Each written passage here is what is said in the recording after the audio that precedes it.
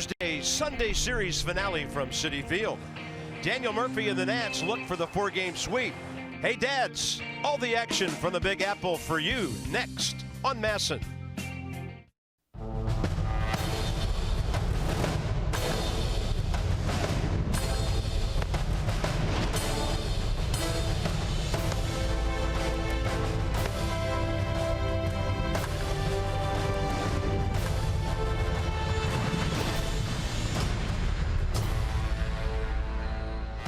Nats looking for another great day of baseball here at Citi Field, where they have dominated this year.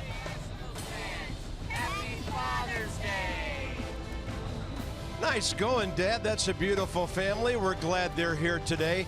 And if dads dig the long ball, it's been a great weekend for them already without Father's Day even being here yet. The Nats keep blasting away, and they're kind of giving the Mets a dose of their own medicine because that's how they play. Well, they sent the message. They won the first 3 games. They won a sweep. But how have they sent that message? With a long ball in the series. Bryce Harper got the party started with the first inning solo shot. That was 116 miles an hour. Then Michael A. Taylor hits his 7th. That was Thursday. Then you go to Friday. Matt Wieters goes solo home run. And then Michael A. right behind him goes deep the other way. It's hard to keep up with all these home runs. Anthony Rendon with 2 strikes for the 5th home run of the series. Then Trey Turner hits number 6. Jose Lobaton, of all people, yesterday hits his 2nd home run of the year. And the big boy, the Colonel, with the 8th home run of this series. Taters flying everywhere. 106 on the year to lead the National League. The Nats made it to 100 quicker than any team in franchise history. By the way, they're also still number 1 in runs in the National League as well. So it's just a potent offense. The lineup's so long and so power-packed. Then you look at the defense. It's interesting. Got a bunch of power pitchers on this staff. We don't talk about the double play as much as we talk about strikeouts, but this weekend, double plays. Well, if you're hitting home runs on offense and you're turning double plays on defense, good chance you win the series. So you look at Travis d'Arnaud, he grounds into a 5-4-3 double play. This is Friday. Michael Conforto, a little 4-6-3 double play right here. So 3 double plays with Max Scherzer pitching. Who would have thought that? And then the Nats with 4 yesterday. A lot of them happen in key situations. And here's another situation where a power guy like Strasburg is getting ground balls. I mean, outstanding job. This one right here was tailor-made. And you're thinking, all right, 6 double plays. They can't turn another one. Then how does the game end yesterday? A little 5-4-3 double play. And Eddie Romero with the fist pump. And the Nats go home happy again. Yeah, great defense by the Nats. And Daniel Murphy, the ex-Met, who does all the hitting here, right in the middle of all that stuff, too. Now you turn it over to Joe Ross for Game 4 and hope for a sweep. Yeah, keep the ball down, keep the ball in the park. Joe Ross going to have a good one today. When Joe's been good, he's been very, very good. In his 3 wins, a 2.01 ERA, 25 strikeouts in 22 innings. He has started 4 times against the Mets in his career with a record of 1-1. So the Nats have won the series. Joe decides if it's going to be an amazing weekend in New York.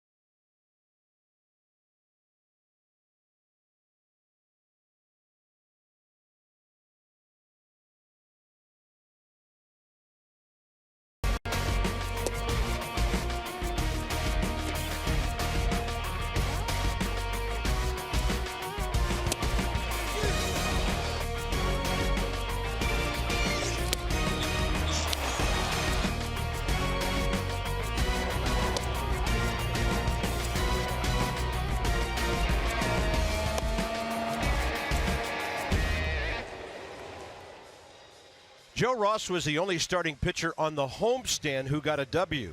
This weekend, all three starters, FP, have gotten the W, and we'll see if Joe can make it 4 in a row. Yeah, you got to concentrate on keeping that sinker down, staying on top of it. He allowed 5 earned runs on 9 hits last time out against the Braves, so Nats need a big one out of Joe Ross for a sweep today, and then Jacob deGrom has been doing it all season for these guys. He has 213 swings and misses. That's the 3rd highest total in the majors this year. So putting the ball in play today for the Nats is going to be tough. Nats have their hands full with him, and he has his hands full with Dusty Baker's lineup. So Dusty, yeah, pretty good week for the dad. His son got drafted. He's going to go to college, and it's Father's Day here in New York. Way to go, dads. This one's for you.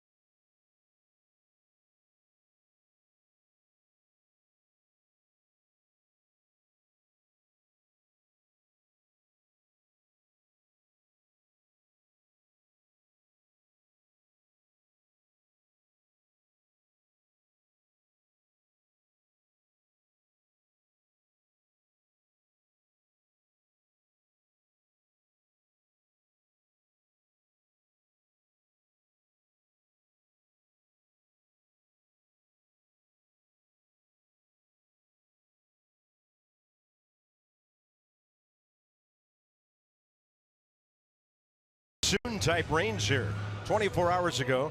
Beautiful for this one. Look at that humidity though. It is big time muggy. Ball could be staying up in the air quite a while today. 81 degrees here. Trey Turner led off with a homer yesterday.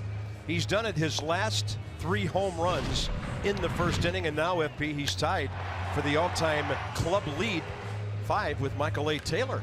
Going all Ricky Henderson on us with the leadoff home runs. You remember Ricky was the man when it came to start a game with the tater, but Trey Turner's been the man lately. So while we like him hitting the ball on the ground, everybody digs the long ball. That we do. Anthony Rendon last 4 times out against the Mets. They can't stop it. In this series, Rendon is 6 for 12 with a homer, 5 RBIs, couple of walks, hitting .338 his last 20 ball games. So the regulars are in there today. Matt Wieters back behind the plate with Brian Goodwin in left field batting second. Rendon back in his number 6 spot. Jacob deGrom, 9 career starts against the Nats. 3-3, 3.40 you would call mixed results against DC. A second career complete game last start on the 12th against the Cubs, so we'll keep an eye on that, right? The theory of they had a good one, can they have 2 good ones in a row? 116 pitches in that one for deGrom, 80 strikes. Gave up just 1 run, a home run on 5 hits. 6-1 Mets win. Here's the defense for the Mets today behind Jacob deGrom. Granderson, Conforto, Brucey outfield, Reyes, Rivera left side, Flores, Duda right side, and Travis d'Arnaud behind the plate. So Flores and Rivera switch spots, and Curtis Granderson gets the start in left today. Right on time at 1:10 Eastern, and Trey Turner hacking. High in the air, short center, and Jose Reyes has it.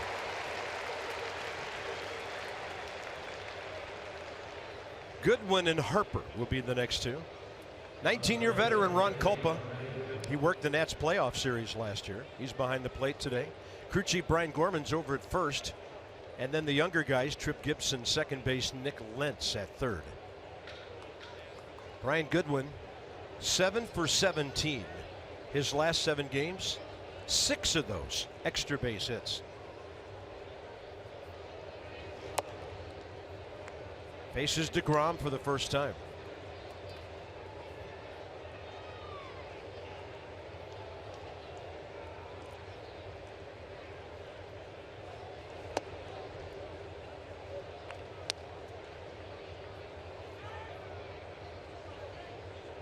I'm just still trying to wrap my head around Ron Culpo's mask real quick here.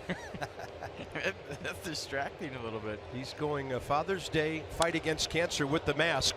That's a hot shot off of Wilmer Flores. Should be the Nats' first hit of the day as Brian Goodwin scorched it. And he'll be 3 for 8 in this series. There.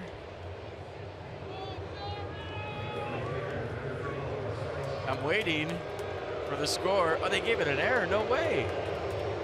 That ball was hit well. Maybe Flores will tell you should have made the play, but I need some hit speed on that. And maybe you can get that changed. I was locked and loaded for there goes a no-hitter, but we'll have to wait. Yeah. Backhand side in between hop. Nobody in the press box makes that play, I tell you that. Here's Harper. Bryce on a 10-game hitting streak, and in this series, 5 for 14. Target away. Bryce has had success against Jacob deGrom, 8 for 21 with a homer, 4 walks. You see the game plan come out Hackett against deGrom. They're not waiting around. Pretty good swing by Bryce. Fouls it back. 2 RBIs in the series.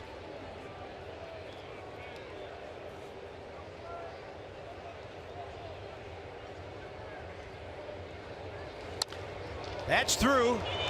Clean base hit. Goodwin stops at second. And here come the Nats on the attack early, like they have been in every game this weekend. That's a pretty swing.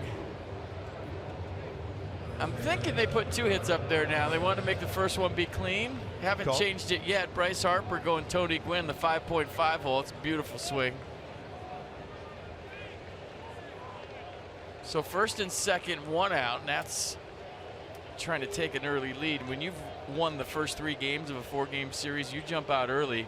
There's a good chance the other team might not have a whole lot left to come back. And we will tell you, and you might have noticed it from the defense, Yoenis Cespedes not in their lineup today.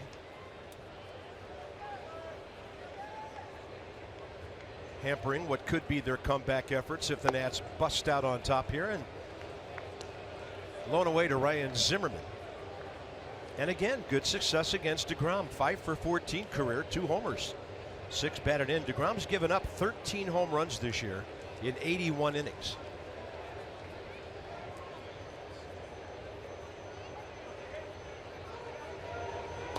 Front door, and it gets away. d'Arnaud appeared to be crossed up on a 2-0 pitch. The count becomes 2-0. Runners move up. I don't think he was crossed up. I think that pitch just did something he wasn't expecting. They're not talking about it, but it backed up. He tried to backhand a pitch inside the Ryan. He couldn't get his glove turned over. You know why? He thought that curveball was coming back the other way. It just kind of backed up. Pass ball.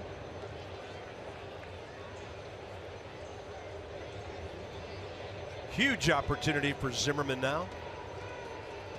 And the count big time in his favor.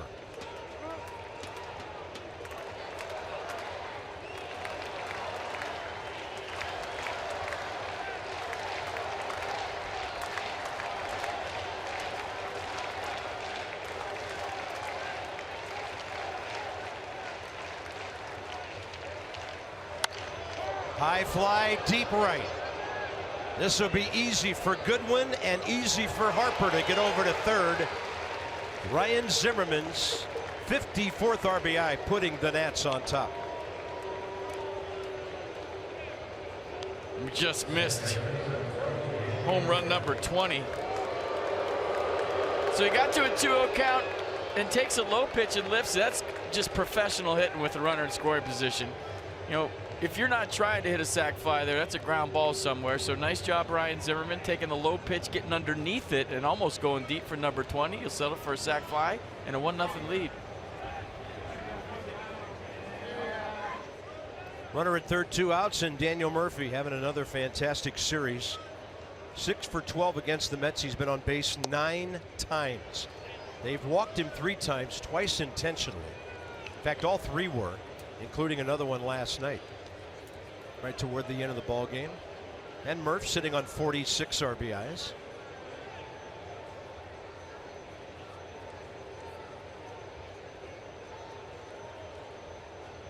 They try to jam him here. And he pops it up to the right side. Lucas Duda fighting the sun. One-handed play, and the Nats will get, because of the error call, an unearned run. Washington on top for Joe Ross.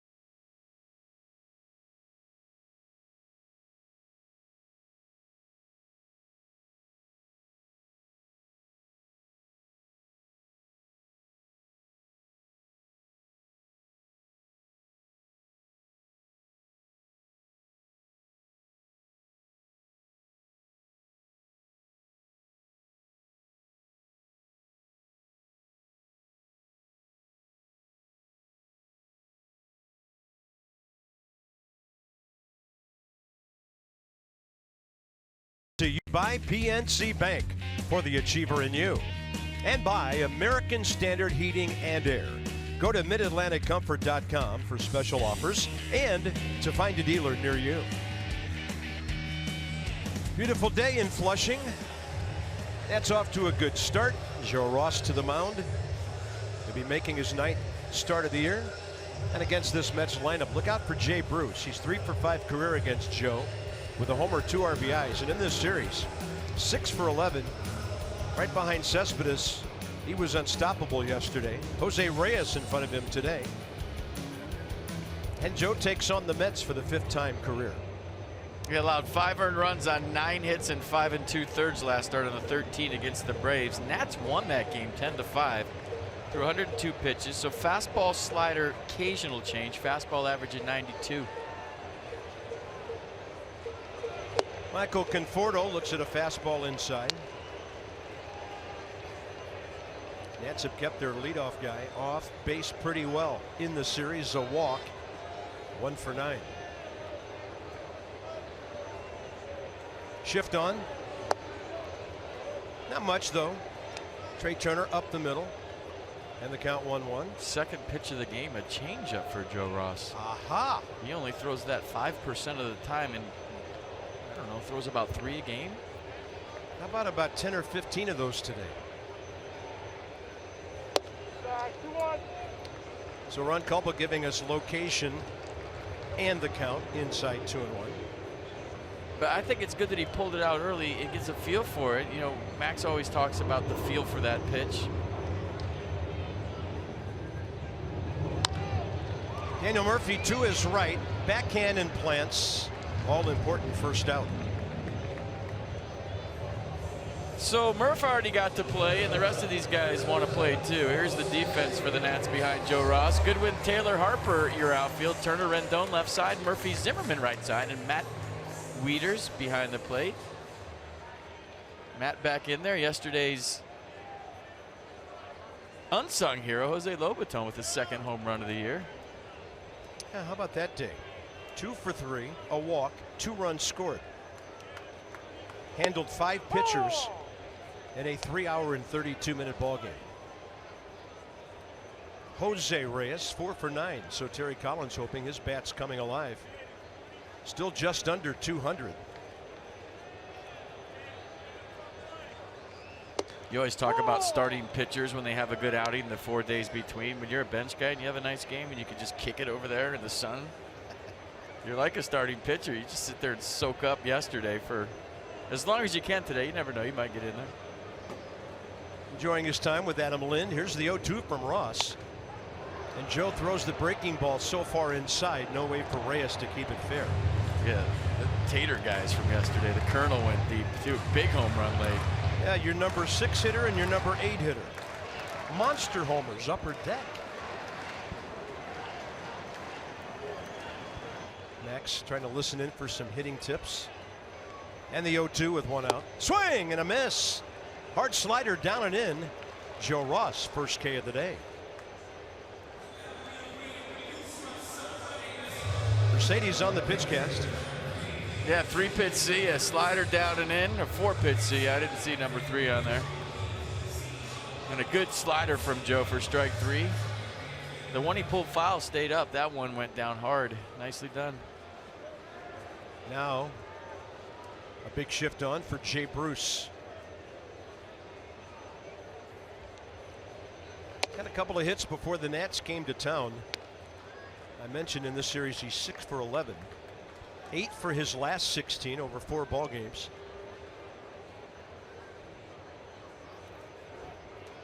Fifth in the league in homers and 5th in extra base hits. Joe's fastball looking good. 1-1.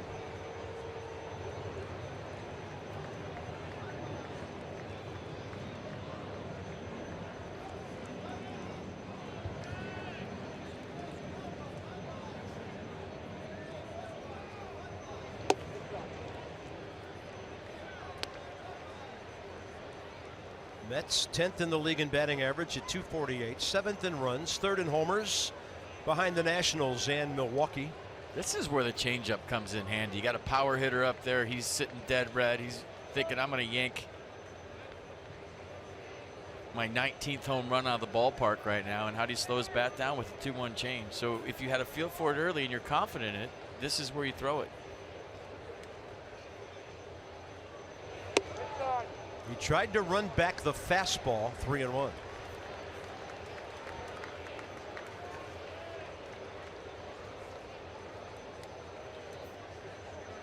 This would be the one guy you would circle in their lineup today not to beat you. So Joe wants to make his pitch here. And that fastball tailing away. Count full.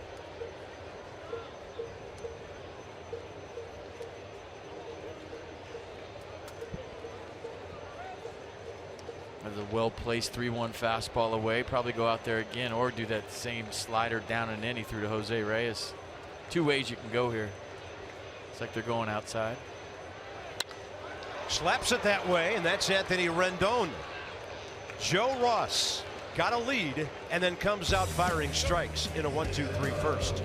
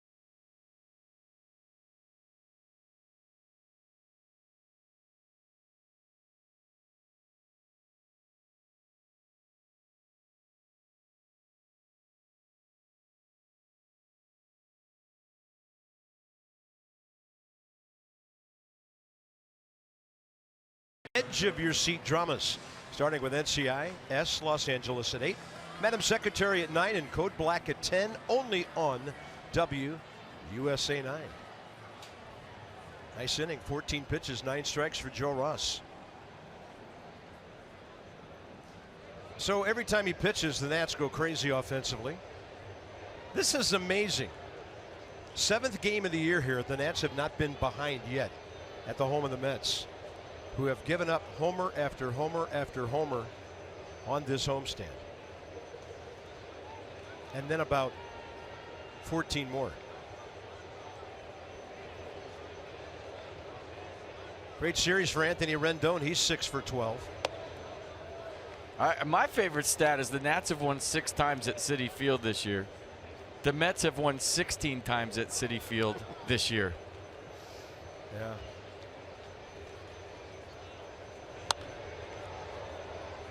(16 and 23 at home, and the Nats have marked their territory. 6 wins up here. They love playing at Citi Field. Yeah, responsible for more than 25% of the Mets' home losses. Going to put the reverse jinx on here, Anthony Rendon, 0 for 13 career against Jacob deGrom. 4 walks, 5 Ks. Outside, 2-1. Great 3 weeks for Anthony, 3 weeks plus really, 338 over his last 22 games.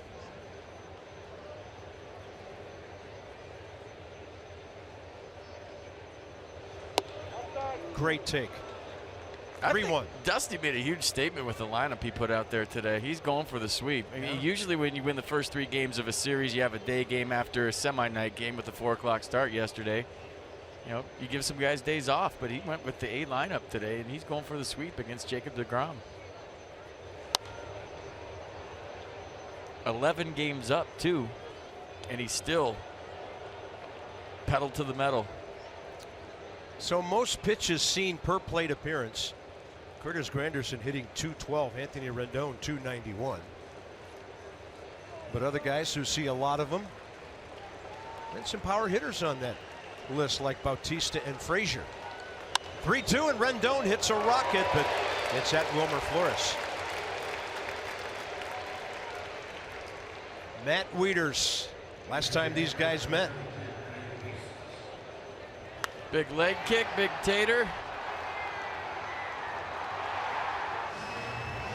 Nats had just come home from the long road trip, Colorado, after they were in New York. And Matt Wieters' first time up, a 2-run shot. Washington couldn't hold on to win it 7-5 as deGrom got the win, but Matt swinging a good bat. I mean, he starts hitting home runs. That could be his nickname, Big Tater. I like that. Look out. Ooh, almost made the play. Yeah, glove got a piece of it. That was good. The kid was like, Dad, you got to make that play. That's a tough one, though. That ball's hit hard. Yep. Matt in the series 2 for 9 with a home run. Yeah, you mentioned that 11 games up. That's on Miami. The Mets have lost 3 straight to the Nats. They're tied with the Braves, 11.5 back. And we'll be in Miami behind Tanner Roark tomorrow night. 2-1 pitch.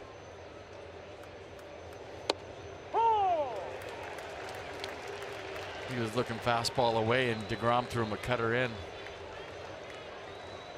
Got the eye black on today. Love my dad. What if somebody had hate my dad on their eye black?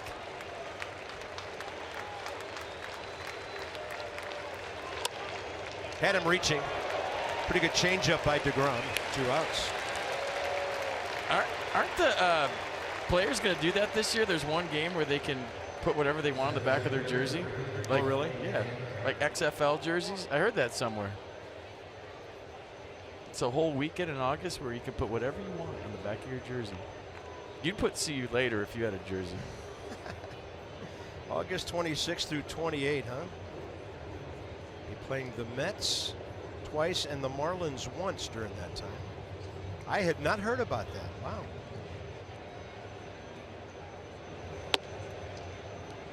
I don't know if they can fit. There goes the no-hitter on the back of a jersey, but you may have to go, what, TG TNH. I mean, I'm just anxious to see it, like what guys. I mean, it has to be approved by the league, of course. So self-expression weekend coming up. Michael A. Taylor slamming his bat down in disgust. He was trying to take it up the middle hard or the other way. And DeGrom 5 in a row, but he's behind 1-0.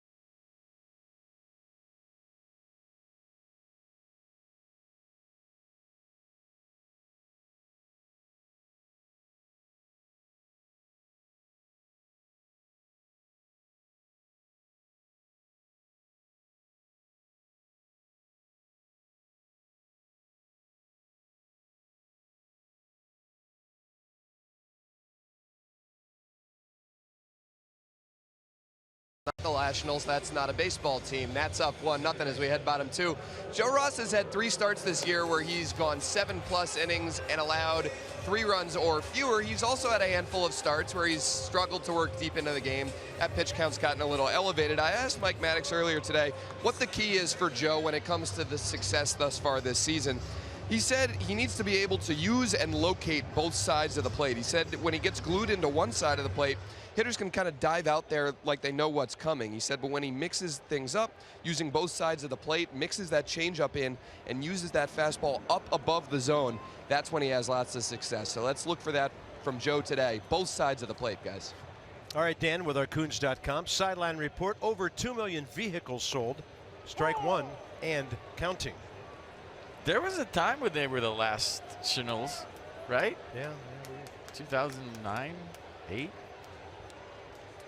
7, 6, 5. 1 ball, 1 strike. But no more. They're 11 games up.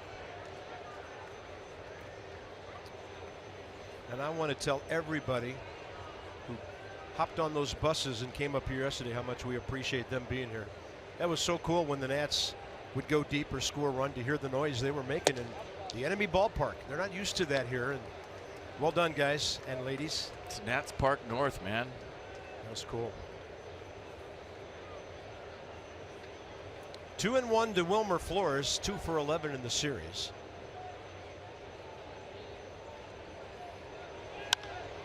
And a ball driven to right center.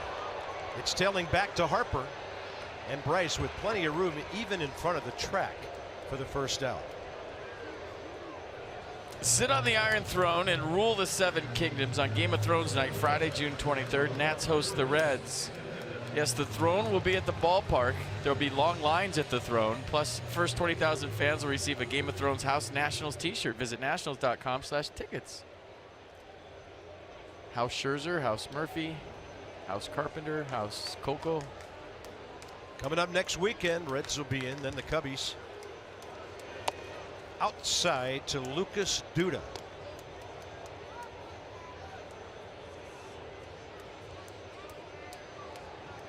Two career hits against Ross, couple of home runs, both solo, 2 for 4 overall. But the Nats have pitched him very well in this series. 2-0. Shift on. Murphy well into right.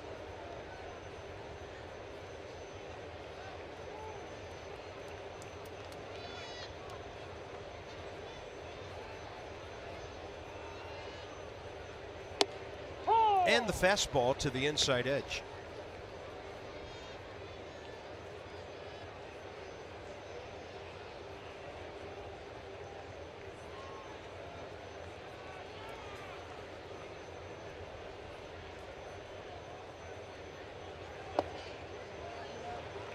Went to a 3-ball count on Jay Bruce last inning, came back to get him. Now their next power hitting lefty, Duda, at 3-1. A 2-1 change up there from Joe. Lucas saw it early.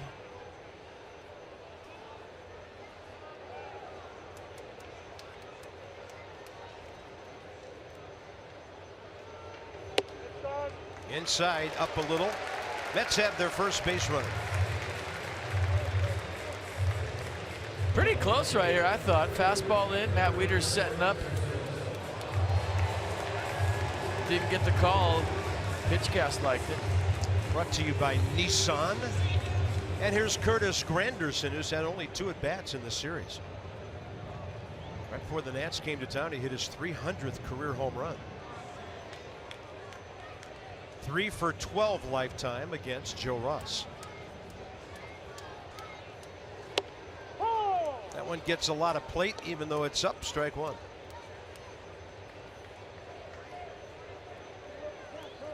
It's a great number.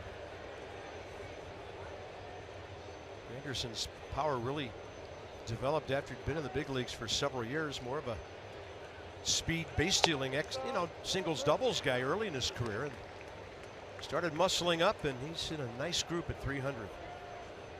This close too? I don't think Ron Culp was calling the inside pitch to lefties yet. That's a borderline pitch. Doesn't go Joe Ross's way. He's hovering over that corner too.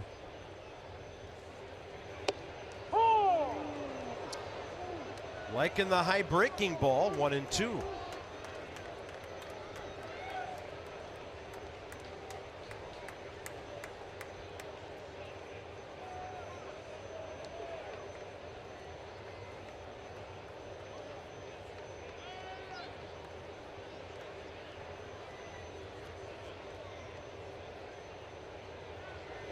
Swing and a miss on 85 upstairs.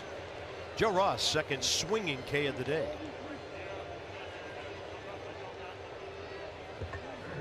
Yeah, that's one where he thought it's coming down. He thinks the slider's going to break, and it doesn't do much. It stays up. Maybe there was a little break late. Looking at the replay again. Check that. Good pitch. Strike 3. Joe Ross has a much better tempo going in this one than his last start. He was working real slow, and that told me he was thinking a lot. He's just getting it and going.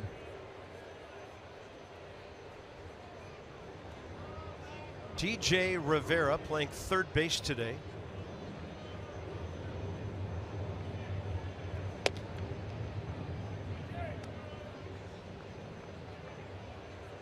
In the series, 2 for 10, hit by a pitch early. And 0 for 2 against Joe.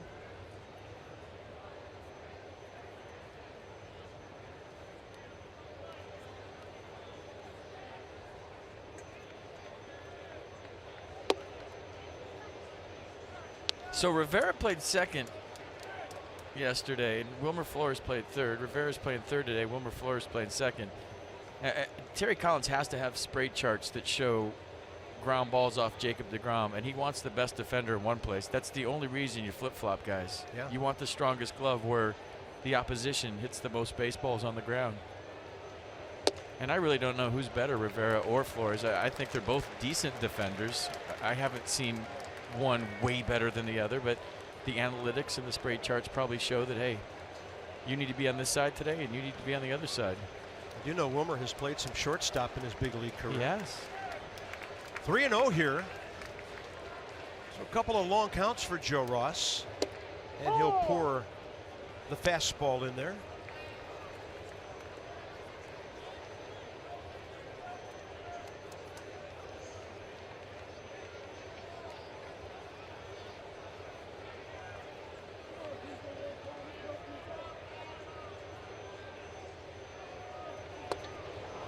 Nice slider on 3-1. Looked like he was betting on the Express.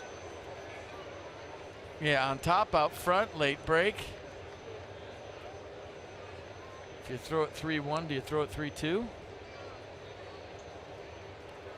Zimmerman backs up at first. Duda about to get a head start.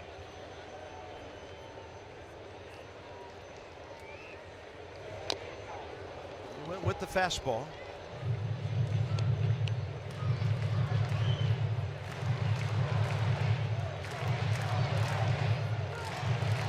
it to a kid. Attaboy. Nice. Thank you, Travis. That's good karma for tomorrow.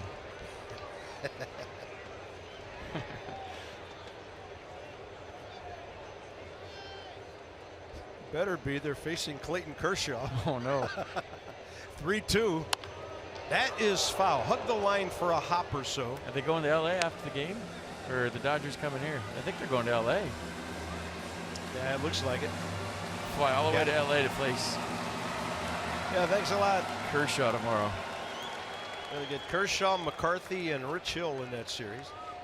In fact, that's a 4-game series with the Dodgers. So if the Nats do to them what they can do here, and then they have to go out there, could be a real rough week for the Mets.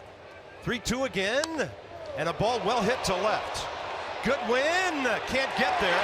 Now he just wants to get it in. Stopping at third, Lucas Duda, and the Mets have their first base hit. Pretty good battle there by T.J. Rivera. So a sticky situation now for Dusty Baker. Normally you walk Travis d'Arnaud to face the pitcher, but Jacob deGrom can rake. I think T.J. Rivera hung out to see if this was fair or not for a second. Cruises into second base. So I think you have to go after d'Arnaud here based on the pitcher on deck can hit. 276 hit. Goes against what you and I usually believe. Yeah. Had d'Arnaud at 218, 1 for 5 in the series.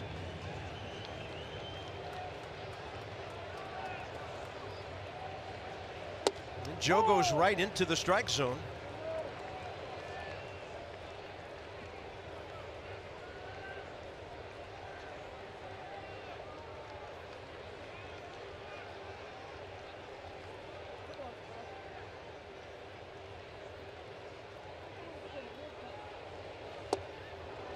He's got that slider looking like a heater for a while. I can still hear Felipe Alou in my head right now saying, you know, Travis d'Arnaud comes to the ballpark at 1 o'clock every day and hits in the cage for an hour, takes BP. The guy on deck, even though he's a good hitting pitcher, doesn't. Well, one guy's paid to drive in runs, the other guy is paid to get guys out. And Felipe, 99 times out of 100, would walk d'Arnaud, even if Babe Ruth was on deck as a pitcher. Yeah, Dusty doesn't subscribe to that. And Dusty's philosophy different, and it works for him, is that he wants a 2-out inning next inning with the pitcher leading off. You know, that's his theory. He's an automatic out, so it's a 2-out inning for his pitcher. Let's see if Joe can put him away. 14 pitches first inning, 10 more right here.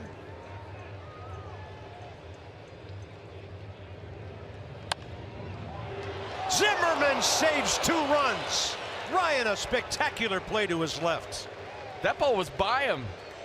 That guy approves, we approve, and Joe Ross loves the effort from his first baseman.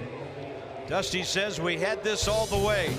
Ryan Zimmerman, sparkling play to keep the Nats ahead.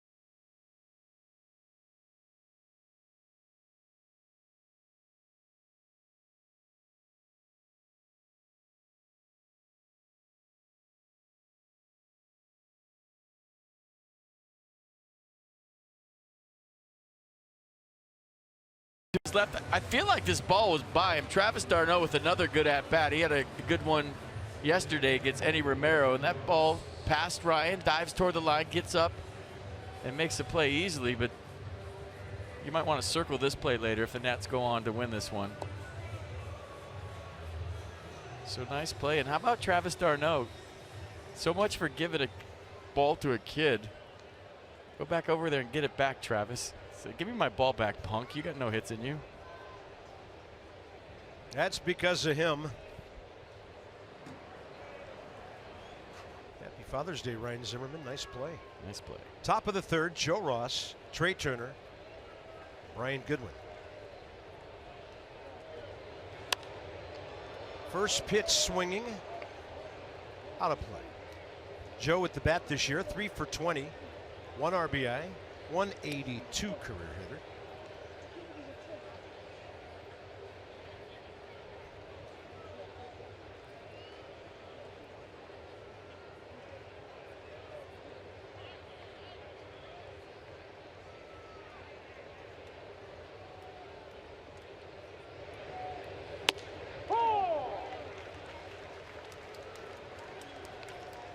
Both pitchers today can hit. Yeah, 11 hits between them. DeGrom got a haircut.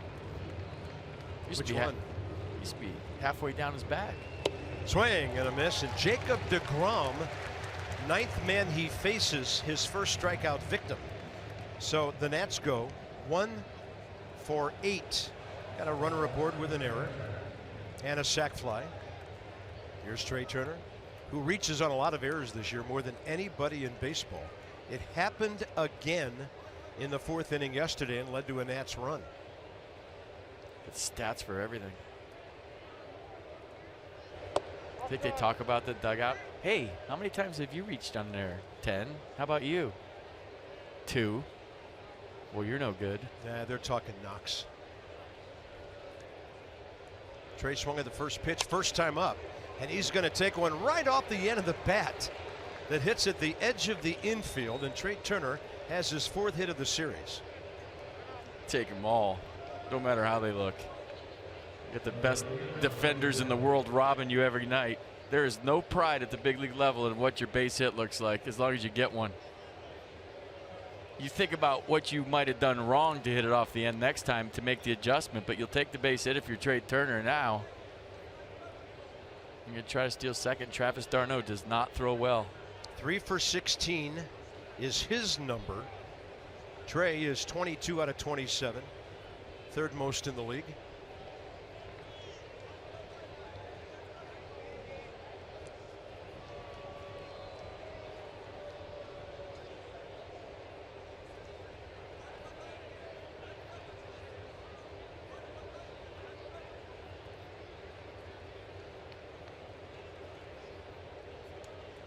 Brian Goodwin's hot shot to second could have been ruled a hit first time up.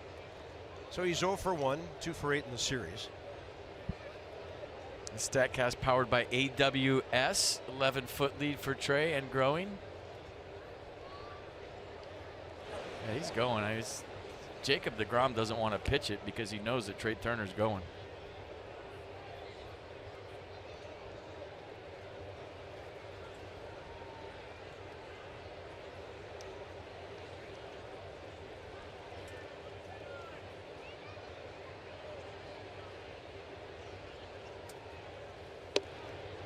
.94 in there for a strike.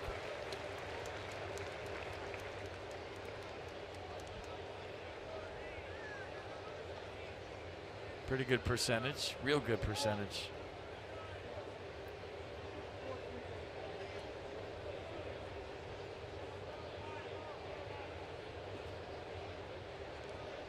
Holding again. Goodwin the other way. Not playable. But the 0-2 battle begins now.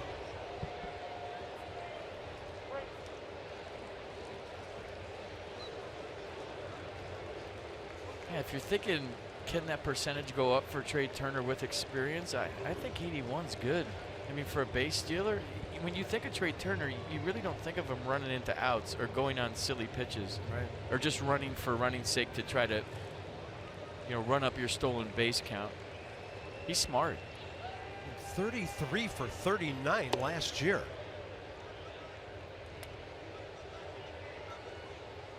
Now, Tim Raines was 84%, and he was one of the best ever. Jason Worth, when he goes, he makes it. He's 85.2 career. So yeah, I mean 81% for a legit base stealer. That's good. 1 ball and 2 strikes to Goodwin. Swing and a miss on a ball exploding away on him at 95. Jacob deGrom's second strikeout. So 213 swings and misses coming into today. That's the 3rd highest total of the majors this year. Chris Sale has 261. Max Scherzer has 247. So Jacob deGrom misses a lot of bats. Bryce Harper has matched his single season hitting streak with 11 games, having singled first time up today. He did have a 12-game streak that spanned the end of 2012 into 13. Nice job of going the other way first time up, and Bryce in the series 6 for 15. Looks like no contest. And Trey Turner, his 23rd of the year.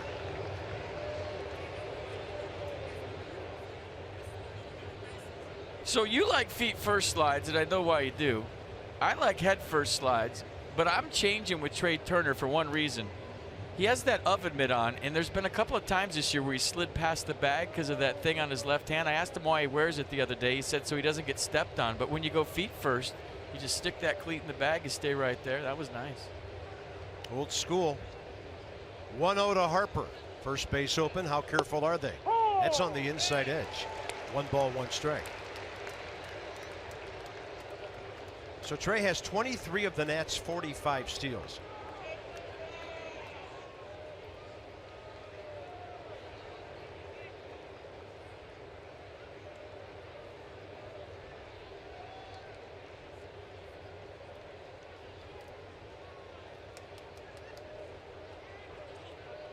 He almost took off for third, and as deGrom turned around, put on the brakes.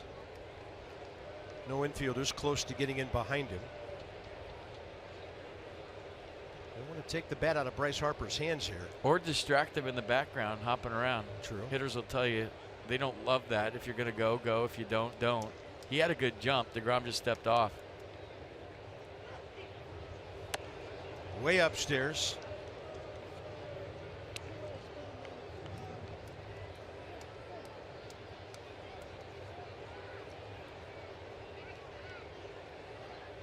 (31 of Bryce's 51 RBIs in situations like this.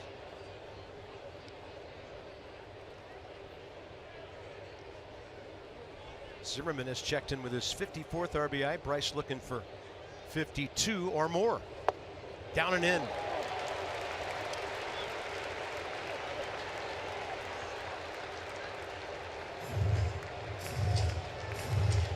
Big crowd. They'll start making some noise here with 2 outs and 2 strikes. They don't care what inning it is.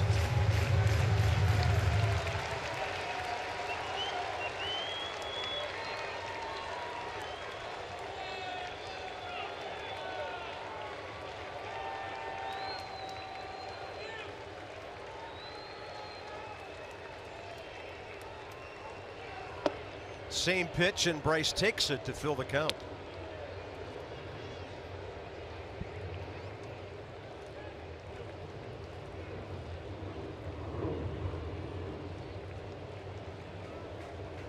Father's Day.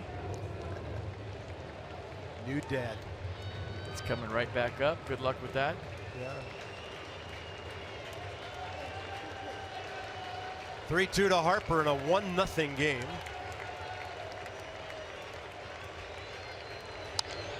I mean, I'm not shocked because of the guy on deck and his numbers, but we're not used to seeing Bryce Harper be pitched to with first base open, 2 outs. Yeah. Consistently like he has been this year, and it's because of Ryan Zimmerman's success. And on top of that, to take it a step further, a 3-2 fastball right down the middle. Like usually this is a slider in the dirt. If he chases, he chases. If he doesn't, okay, I'll work on the right-on-right matchup on deck. But that was a heater with a lot of plate, a 3-2 count. All right, one macho pitch. What's to follow? Big gap right center. Turner running, and Harper takes the walk on a fastball up and in, and Trey Turner has another stolen base. First walk today by DeGrom, who has to deal with Ryan Zimmerman. Ryan's already had an impact on this game with his glove and his bat with the RBI sac fly back in the first.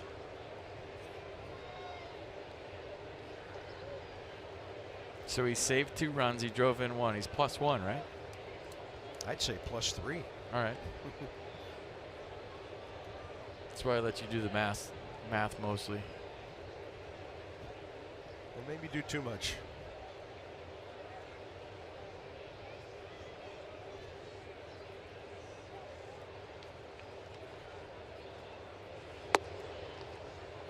So DeGrom staying away here.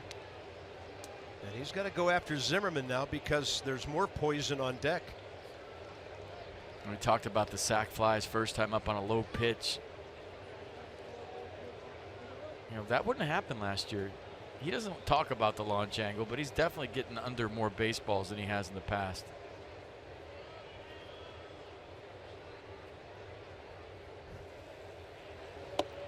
Up and in, 2-0. Launch mode.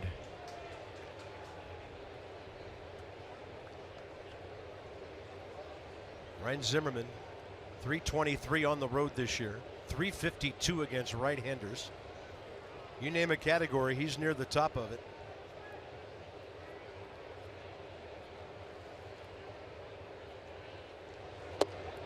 He gets a 2-0 breaking pitch.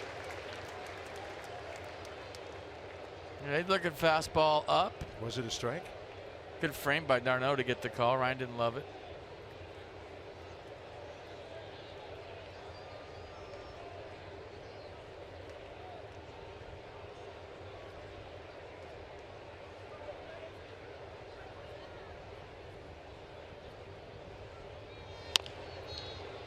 Slow chopper, left side, and the shortstop, Jose Reyes, knowing he had time. Nats get a hit, 2 Turner steals, a Harper walk, and they've stranded 3 in a 1-0 game.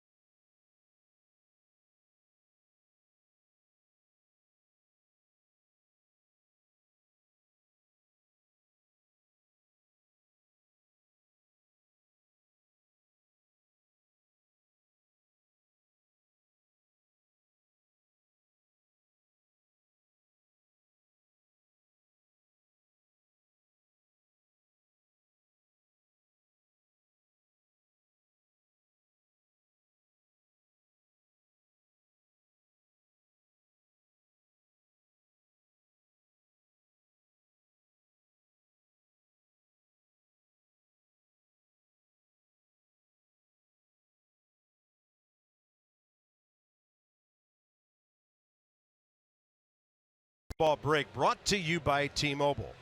Yesterday, 56 home runs on a Saturday, 3rd most in any day in Major League history. Chris Davis now, right oblique. Big blow to the Orioles, who put a lot of runs on the board, 15 last night, and they've been scuffling. And the Twins, first overall pick, Royce Lewis, 6.725 million reasons to go pro. Well, at least we didn't put Jeff Samardzija up there today, so we got that going for us. No Hunter Strickland. There's Jacob deGrom. You get Hunter Strickland the T-Mobile thing, I'll just cross out the whole screen. He goes up there hacking. Ball's got some carry to it, and he has homered to the opposite field. Jacob deGrom's first career home run.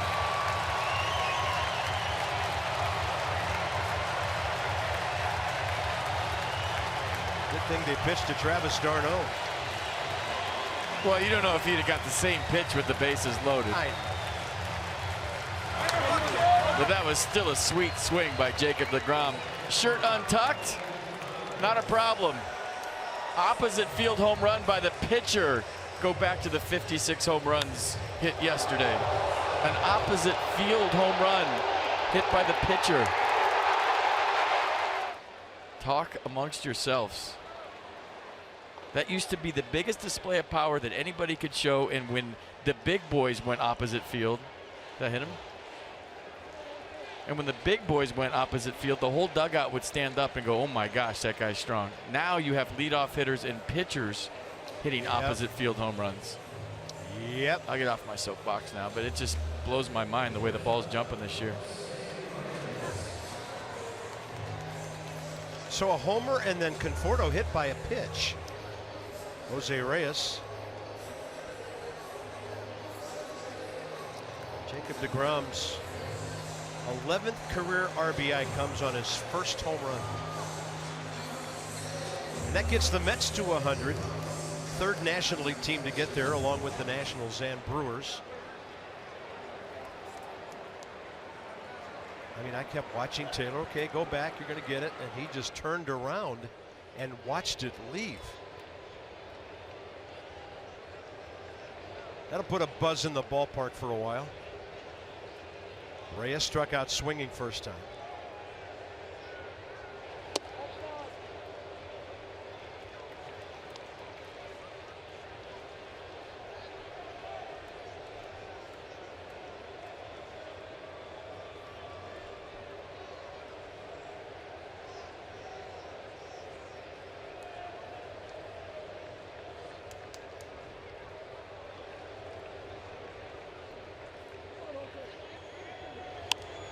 Popped him up, and that's playable. Anthony Rendon, first out.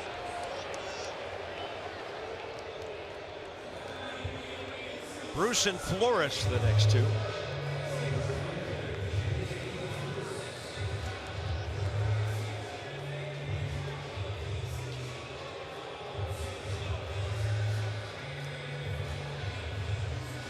Bruce on the ground to Rendon first time, who was playing at a true shortstop position. It's because the Nats were in a shift with nobody on base. But with a man aboard here, the shift isn't the same on the left side. Anthony a little closer to third than he was before.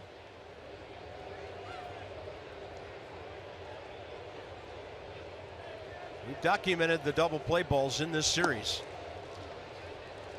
Nats up to third in the league with 70 double plays this year.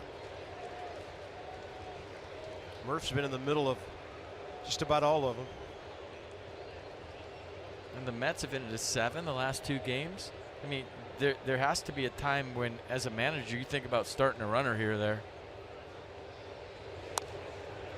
I know they're a station-to-station team. They see a lot of pitches. They work counts. They hit home runs. They're about on-base percentage and slugging percentage. They're about the OPS.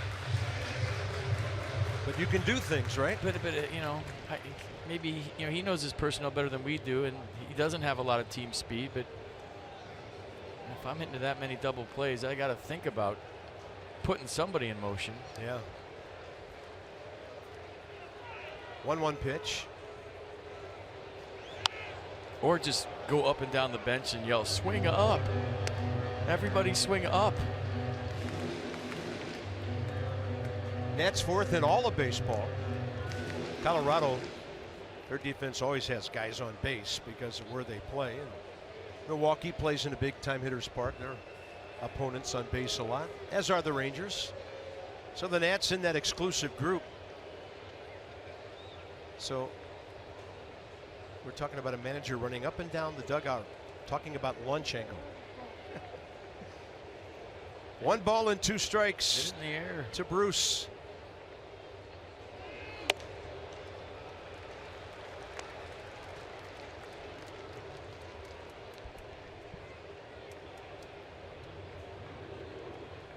So what does he follow up that high fastball with?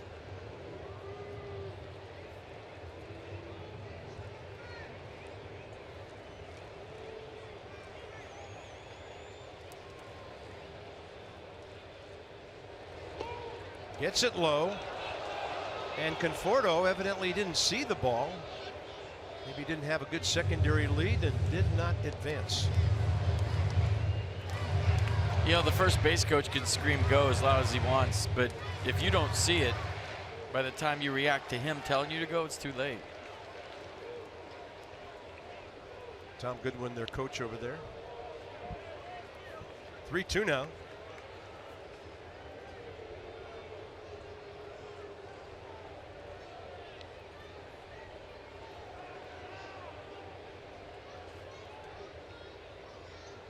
Runner holding.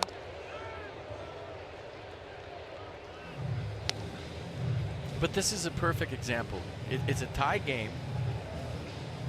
It's a 3-2 count. Even if Jay Bruce strikes out here, I mean, this is a good time to start a runner if you're going to do it. Your leadoff guy's on, even though he just got hit.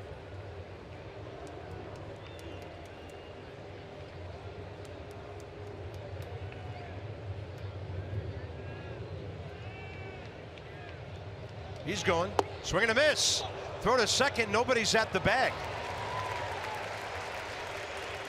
So with 2 outs, Conforto steals his second base of the year. Little brain cramp out there by somebody. Anthony Rendon was playing short, but I don't think he could get over there. And Trey Turner just a little bit delayed in getting there, and there's no chance of getting Conforto. He had a pretty good jump. I watched him go, and we'll never know.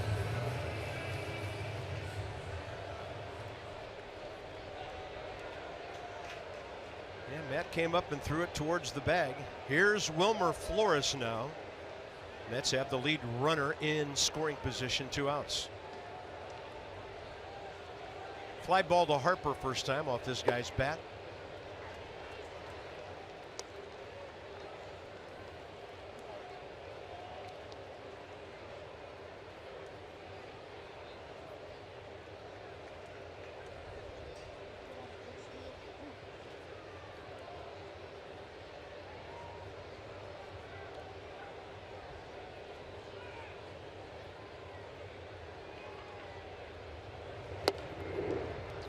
Throws that slider down the middle and lets it do its thing. It's been very effective. When his slider's at its best, it goes down more than across. It's got depth to it. When you hear somebody say that his slider's got depth, that means it's not only breaking side to side, it's going down too.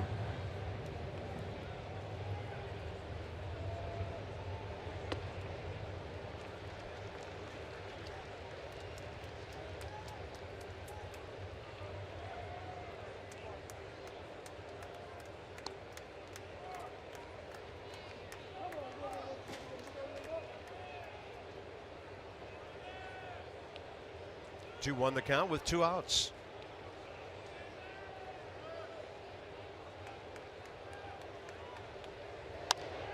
Another fly ball from Flores to Harper. Bryce approaching the line, and that's it.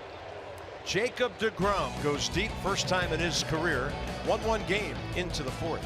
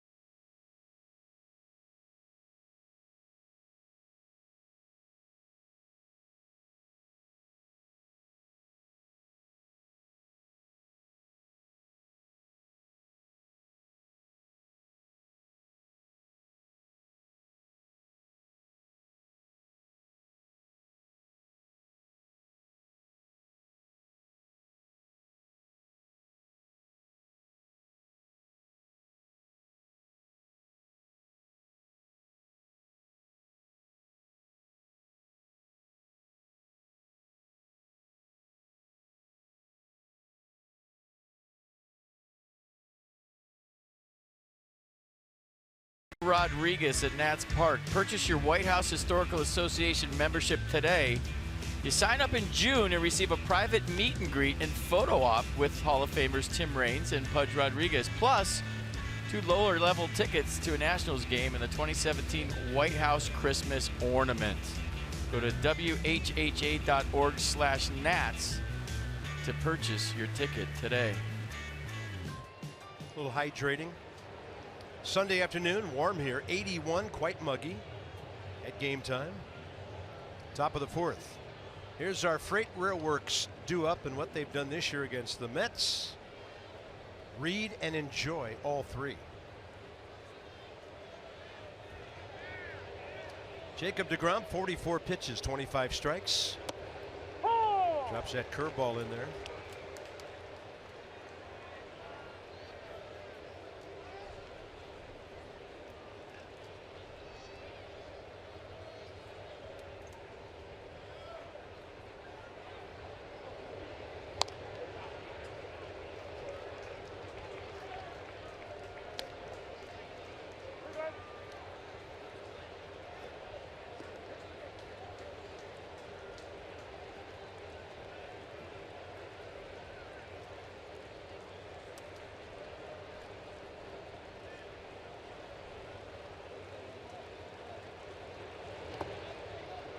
I forgot Pudge got into the Hall until I just read that. He's doing some work for the Texas Rangers, ball club that brought him to the big league. Spent most of his career there. We were sure glad to have him. Oh man, for a couple of years, and he caught Steven Strasburg's first ever game. Might have been one of the nicest Nats we've ever had. I mean, he was just a wonderful dude. Way upstairs, 2 balls, 2 strikes. I mean, for a Hall of Famer, sometimes those guys can, be part of the Dig Me tribe. Everything's about them all the time. But he was humble, outgoing, like nice to your kids. I remember one day his son was hitting at Nats Park, and he asked my son if he wanted to hit with him on the field. I said, "You're hitting with Pudge Rodriguez and his son, a Hall of Famer, future Hall of Famer." Severely jammed. And deGrom pounces to retire Daniel Murphy, who's 0 for 2 today with a couple of balls on the ground. Not too often that Daniel Murphy misses the barrel. Misses the barrel on baseball, but that was a good pitch by deGrom.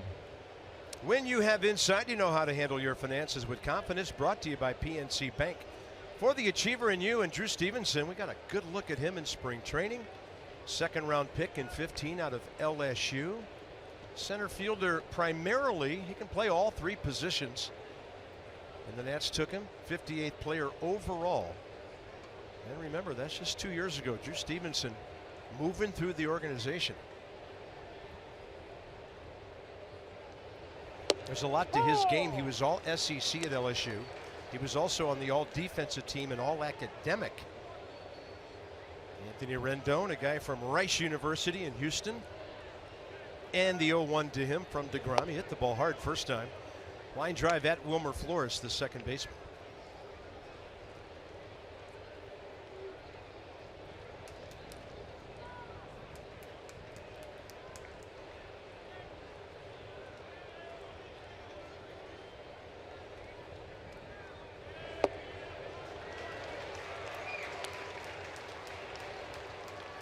That was a nasty pitch. 88 miles an hour. Could have been a slider with late break.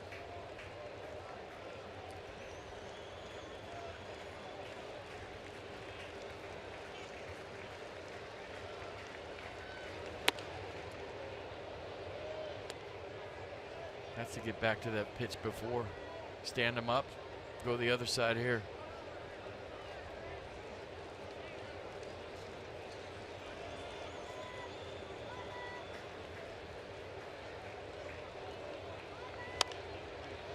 In the air to short right. Jay Bruce on his way in.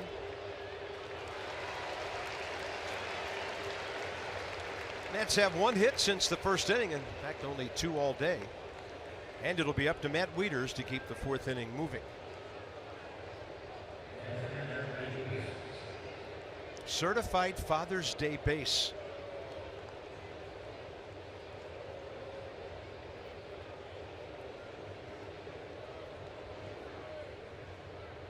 Be selling that at the team store after the game. We have the guys sign it. Probably. Don't forget the reason for the blue color to the uniforms. We are fighting all forms of cancer this weekend through the MLB initiative, and especially prostate cancer. The men in blue are really the men in blue today. The 0-1 to Matt Wieters.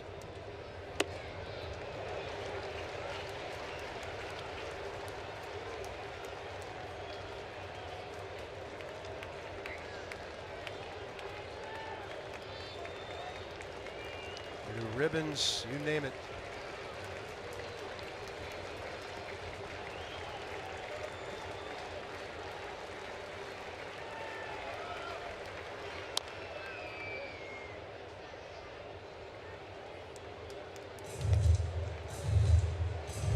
Jacob deGrom's so free and easy out there. He's got that buggy whip at the end with his arm. You know, he's got those long arms that I feel like when he lets go of the baseball, he's closer than most pitchers to you. And he gets that whip because he's so loose in his delivery. That's why he gets such a high spin rate late, and his 92 plays up. 0-2 to Wieters, up and away. Whereas 95 plays up. But he'll just sit around 92, 93, and then with 2 strikes, pop 95, 96 on you.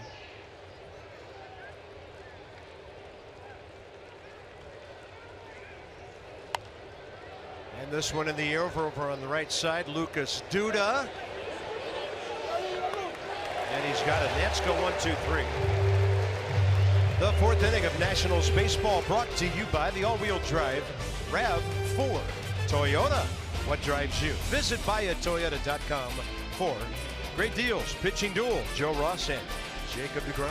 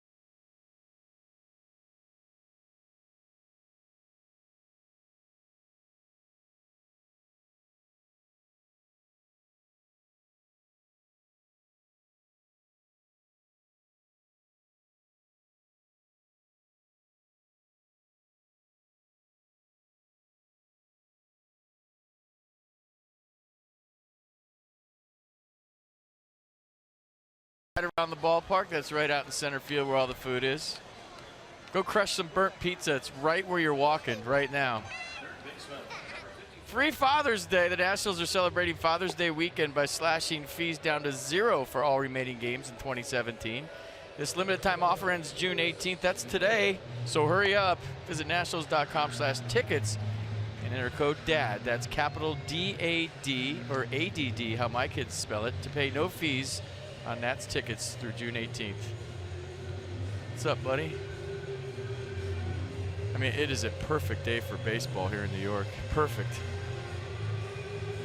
Yeah, probably the best weekend we've ever experienced. I know there was rain yesterday, but it didn't affect the ball game. It's been great here since Thursday, and the results have been fantastic.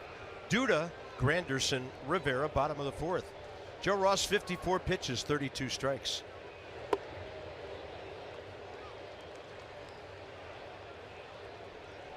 Lucas Duda walked with 1 out in the 2nd.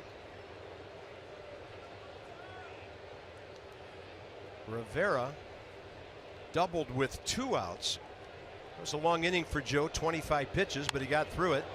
And he'll get a pop-up to right. Daniel Murphy was in the shift. He's turning off to the side, couldn't see it, and the ball falls. Trying to give himself an angle there.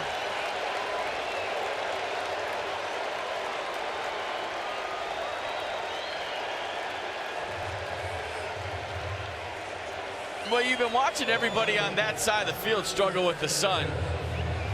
You know, whether it was Lucas Duda on the pop-up to end the last inning, but Murph flips down the shades. He's basically pointing at the ball saying, I can't see it. And then when he did finally see it, like right there, he knows he's in trouble, and then sees it late and dives for it. Nothing you could do. Should Lucas Duda be on second, I guess, is the only question. Yeah. I think if you're running hard there, no matter how fast you are, you get to second on that pop-up.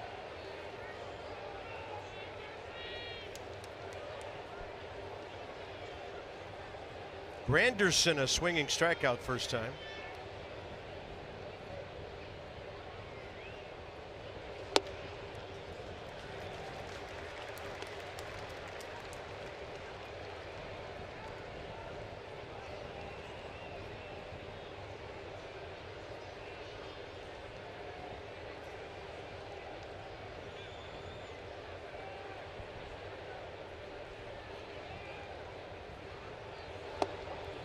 Two 2-0 pitch is in there. Good slider.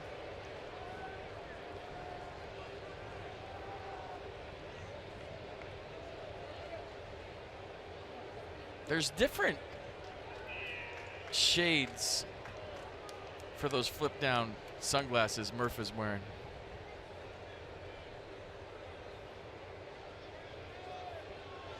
You know, a lot of guys wear the Oakleys, but the flip downs are old school, and I like those.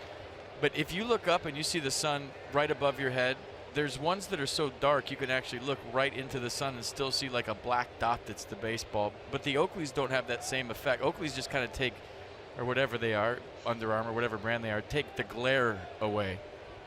But for sunballs, the only thing is the welder flip downs. And I feel like Murph had him there. He just didn't see that ball till late. That's old school. You don't see too many guys wearing the flip downs with the band around the back of the hat.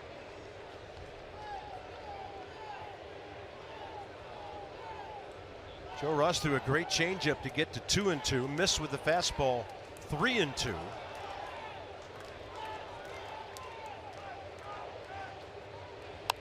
And Granderson will pop it up. Anthony Rendon, short left field. He has it for the first out.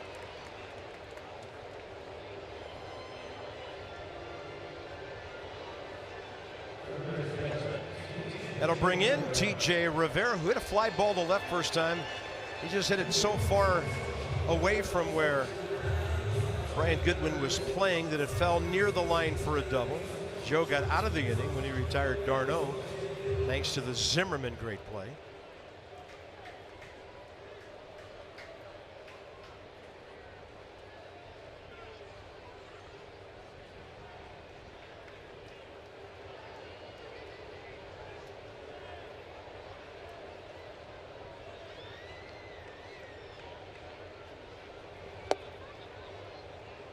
This time he gets ahead. Yeah, the slider has been real good for Joe today. Subtle. And it seems like based on the swings from the Mets, they're having trouble picking it up.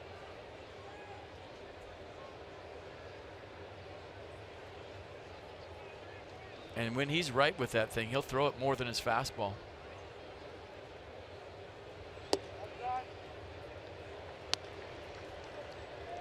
And I've been keeping an eye on his velocity the last couple of starts. In the fourth, fifth inning, around 60, 70 pitches is when it's been dropping from 92, 93 to 89, 90. So we'll see here as Joe Ross gets to pitch number 65. Base hit. It was up and Rivera rode it the other way. He's 2 for 2. Travis d'Arnaud is next. Nissan on the pitch cast.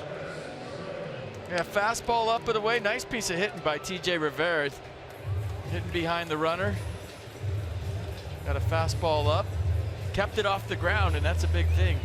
Mets have been hitting into a lot of double plays, as we talked about. Well, if the Nats don't turn a double play here, this place is going to go crazy when the on-deck hitter comes up. So right now it's Ross and d'Arnaud. Hit the ball hard, first base line first time up, and Ryan Zimmerman took a 2-run double away from it.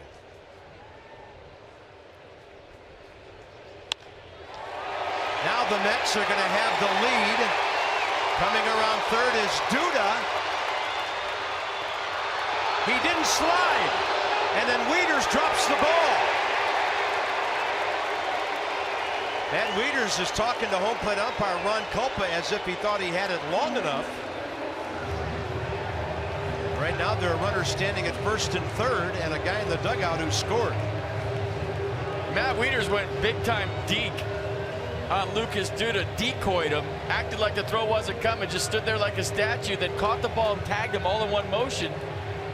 And Jacob deGrom was not helping Lucas Duda on deck. The on-deck hitter's responsibility to get up there and tell him to slide, and deGrom wasn't doing that. And I think Matt Wieters is saying, well, he's waiting for his manager to come out and help him, and here comes Dusty.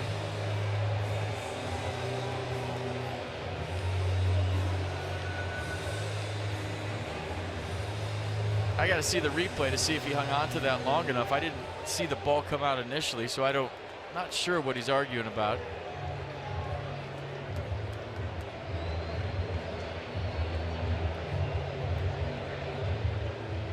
So he gave him a lane to slide. I watched him, he's in front of the plate. Look at the decoy. He's just standing there like a statue. Then he goes catch, tag. And where's the ball? It came out pretty quickly. But did you see Ron Culpa call him out?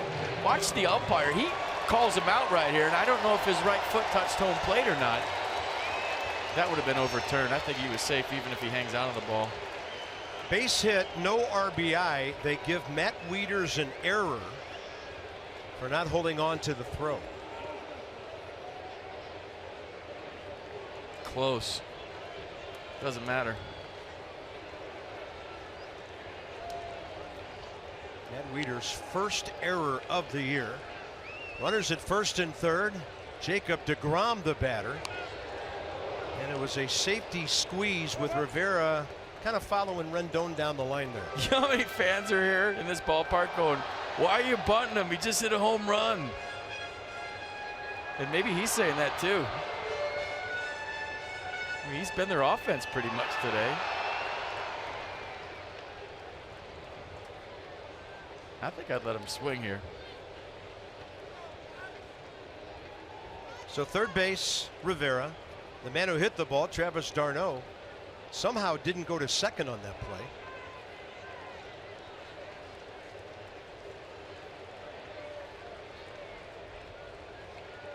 If he's on second, deGrom is swinging for sure, you would think. And the 0-1.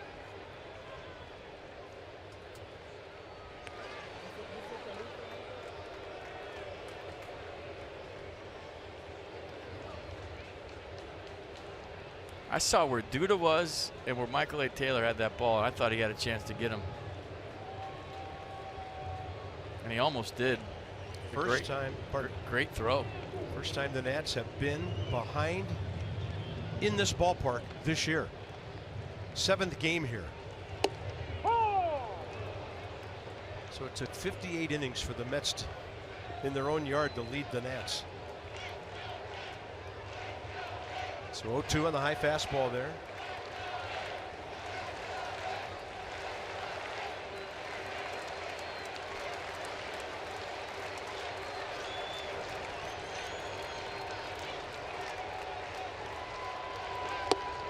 Hard slider for the strikeout. Good time for Joe's 4th K of the day, 2 down.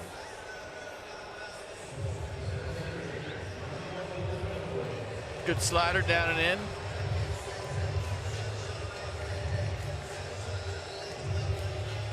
I just had Jeremy Giambi flashbacks on that play at home. Why couldn't Jorge Posada have dropped the ball? Same play without the shortstop flipping it.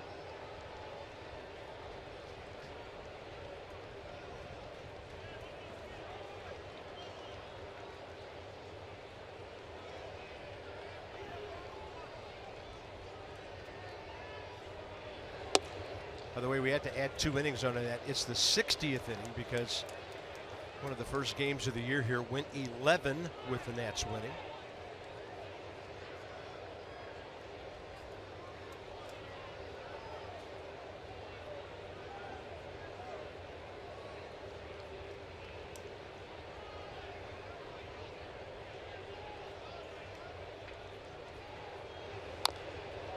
And Conforto, who's 1 for 10 in the series, on base twice, fouls it away. 1-1.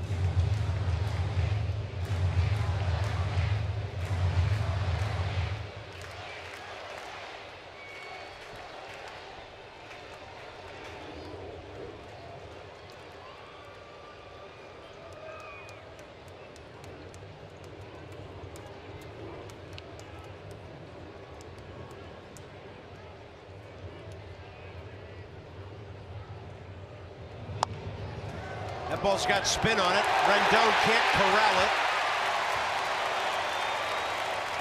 And New York leads 3-1.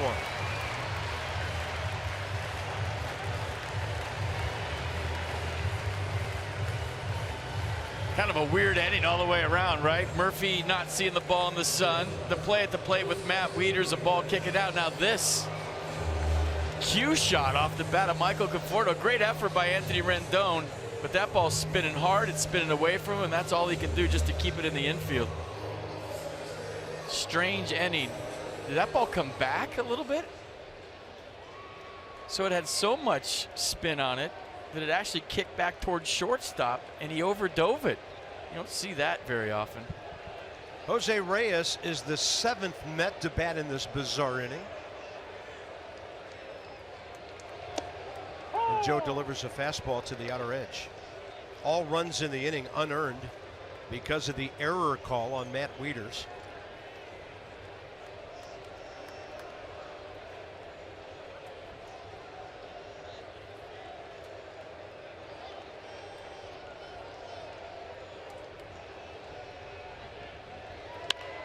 And Reyes will hit one to Trey Turner, who got a nice big hop. That's it for the Mets in the bottom of the 4th. Couple of runs. They had 4 hits, an error, and a ball lost in the sun.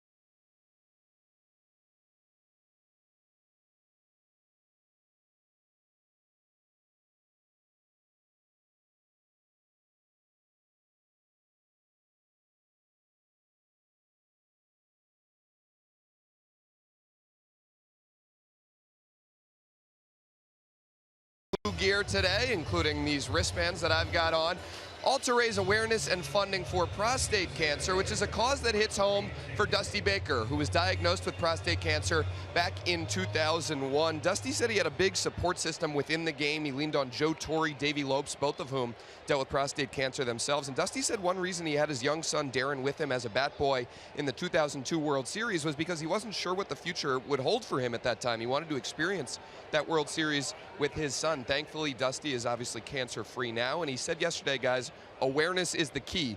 So get your PSA levels tested, men. Get treatment as soon as you can. Yeah, well said, Dan. And you can go to homerunchallenge.org Because for every home run hit this yesterday and today, and 56 yesterday, how about that money? So you can donate. Over 2 million vehicles sold and counting. Dan with our Coons.com sideline report. So here's Michael A. Taylor, and DeGrom misses on his first two. 5th inning underway. HomeRunChallenge.org or go to MLBCommunity.org. Taylor swinging on 2-0. But Matt Wieters was talking to Ron Kulpa between innings the whole time. And the only thing I can kind of come up with is he thought that Lucas Duda might have varied his path and went into him. I mean, that's the only thing I can think of. But he just went straight. I mean,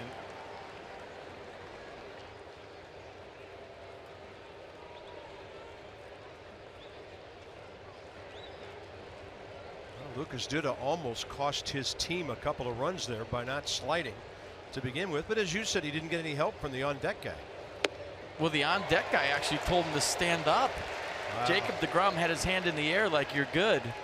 Watch this. Look at Jacob deGrom in the background telling him to stand up. He's got his hand in the air. And then he didn't really vary his path to go into Wieters. He was actually trying to avoid him. And Lucas Duda is basically like a refrigerator on wheels. He doesn't have like moves at the end to go into you. Once he gets going, it's hard to stop. Here's Joe Ross. Jacob deGrom just got his 3rd strikeout of the day, and the Nats, 2nd time around the batting order. 1 hit, 1 walk so far. So deGrom has put the brakes on this prolific Washington offense that had scored 22 runs in the first 3 games on 35 hits.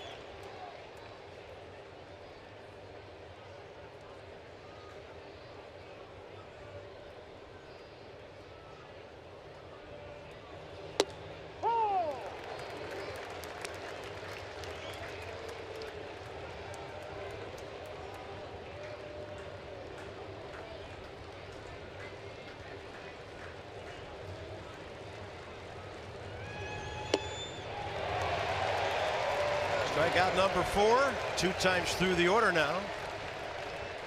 Trey Turner trying to make something happen here with 2 down, top 5. Jacob deGrom pitching with momentum right now. Well, you got a pitcher's duel going on here. Basically, 3-1 ball game. Matt's trying to jump back in, but I think the key for deGrom is to keep the guy in the batter's box off the base. He's been running all over the place today on Travis d'Arnaud. I mean, he gets on, it's a double. Maybe a triple.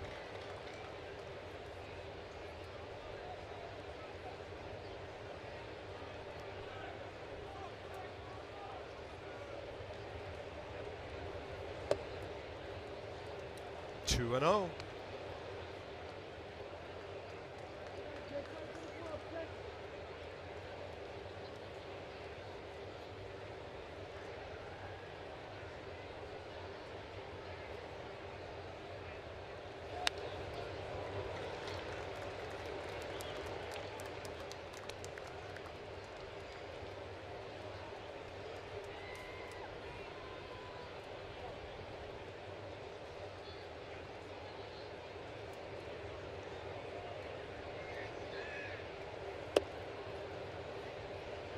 Able to lay off that high offering. Now it's 3-1. I mean, you generally don't want to bunt with 2 outs, but if you're Trey Turner, look at that. He could bunt it hard too. But you can bunt with 2 outs if you can steal second early in the count. You know, the old saying is hit a double with 2 outs, get yourself into scoring position, and Trey obviously has double power, gap power, and home run power. But if he can hone that skill on top of everything else he does well, like drop down a 2-out bunt, steal second base, and get in scoring position for Bryce Harper or whomever behind him.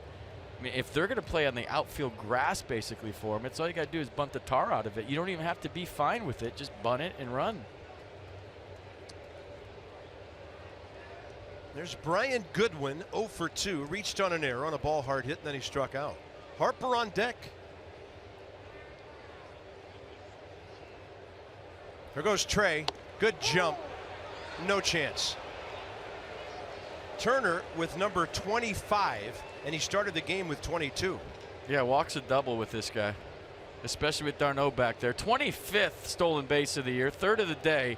This is no contest.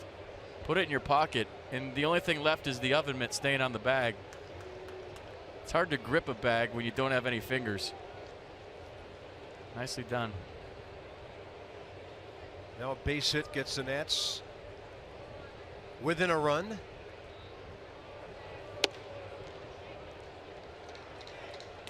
Instant offense.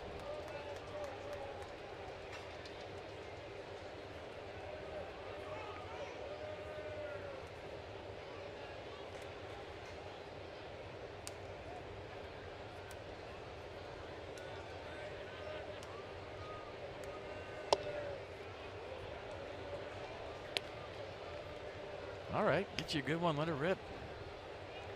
12 RBIs on the year. 6 of his last 7 hits, extra bases.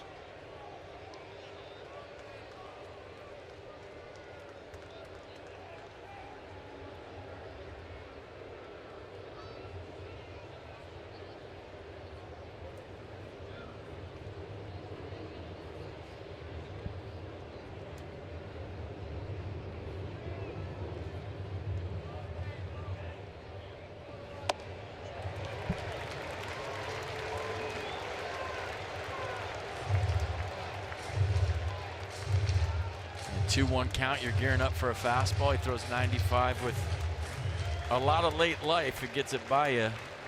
It's getting back to the point about how he's so close to you when he lets go of the baseball because of his long arms. Long legs, too.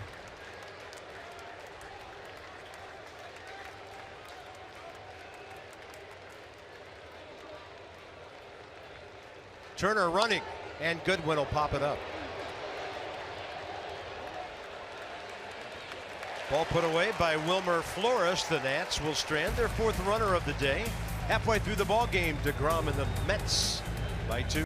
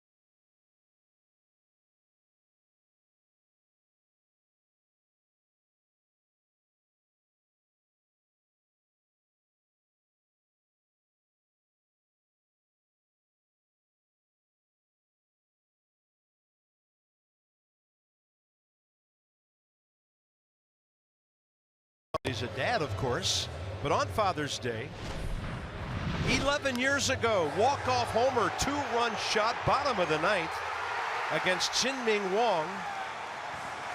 And the Nats walked off the Yankees, won 2 out of 3, 45,157 were at RFK that day. And the greatest closer in baseball was in the bullpen, ready. Joe Torre stayed with his starter, and the Nats walked off the Yankees.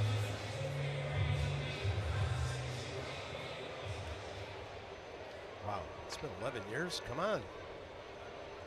That wasn't his first walk-off, was it? No. I don't think so. He had one in the wee hours against the Marlins before that, after a night game or at the end of a night game. I think that one might have been Saturday night into Mother's Day, actually. Okay, we're told that was his first. A long time ago. Great memories. If we can keep them in order. Jay Bruce, bottom of the 5th. So Joe Ross in the mid-70s on his pitch count. That didn't feel good for Jay.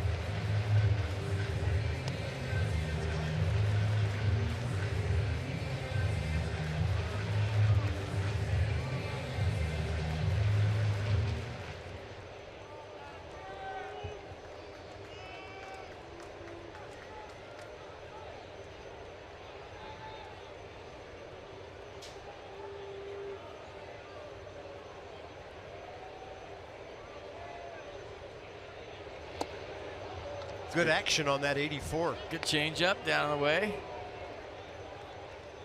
So went slider in, hit it off his knee, then changeup away. And you see the pull swing. He's looking for something in.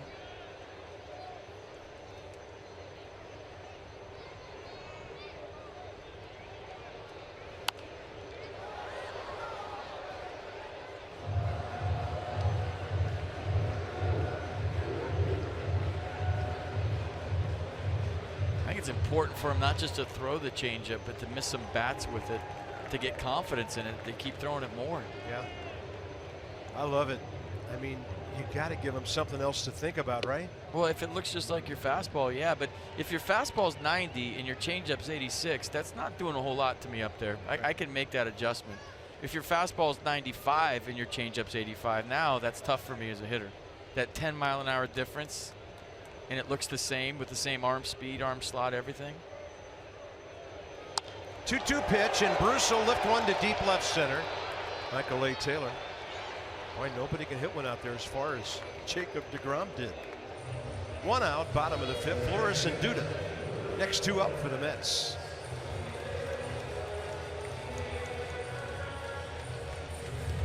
And Joe Ross is a break or two away from him still being tied 1-1 in this game.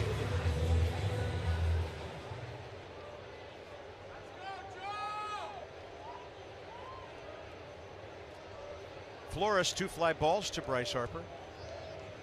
A way to reach that breaking ball.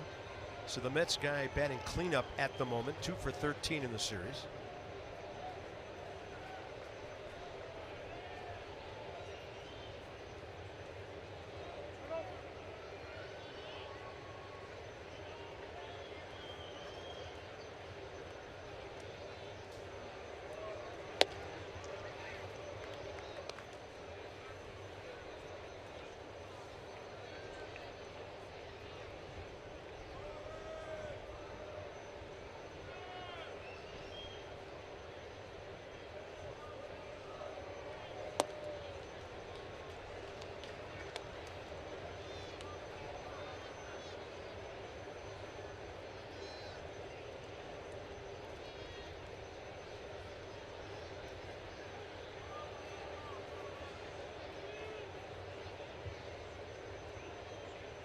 The 2-1 pitch.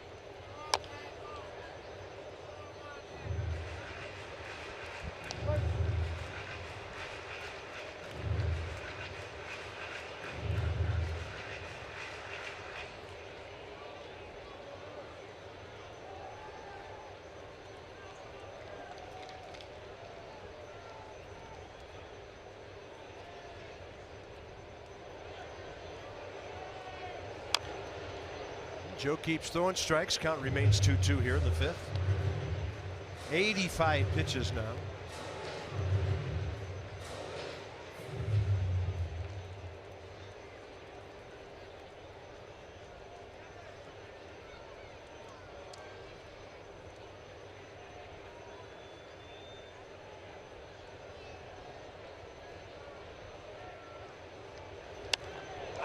And he gets a pop-up. Turner out, Goodwin waiting and now drifting a bit with it. Second out on a couple of outfield fly balls. Coming up tonight on WUSA 9, 3 edge of your seat dramas. Starting with NCIS Los Angeles at 8. At 9, it's Madam Secretary. And at 10, Code Black. Only on WUSA 9.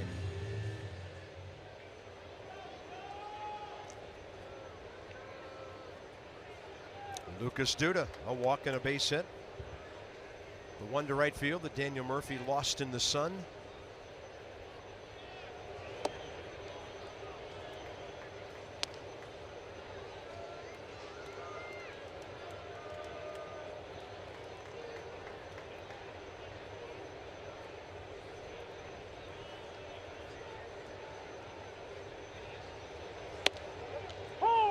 Up in the zone, 1-1. Lucas Duda was taken all the way right there. 1-0 slider up in the zone. He just watched it go by.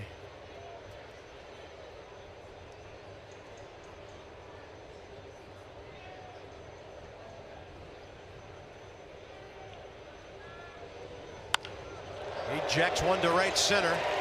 It's going to roll to the wall. And Lucas Duda, after going 0 for 9 in this series, has a perfect day with a walk and 2 hits.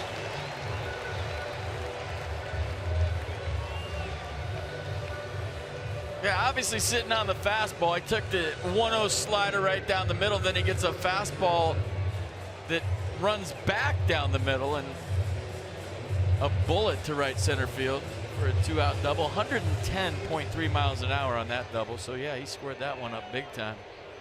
Mets have out hit the Nats today 7-2. There's Granderson 0 for 2.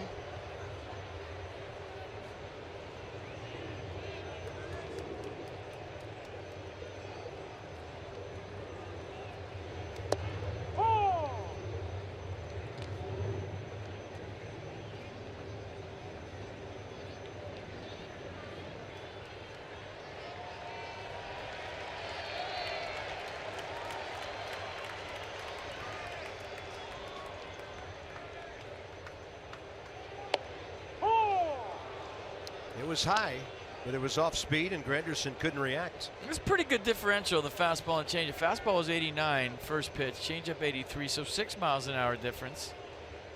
Ideally, you'd like it a little bit more, but the velocity dropping here as he gets to 91 pitches.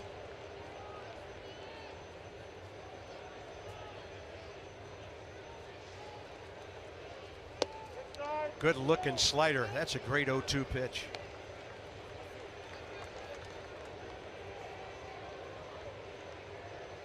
Did he go? No, not even close.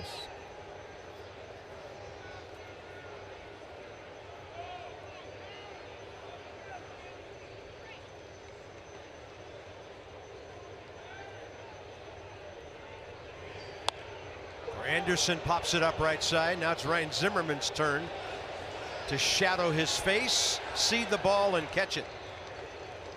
Joe Ross, 3 fly ball outs, the double, no sweat. Mets have left 6, 3-1, New York.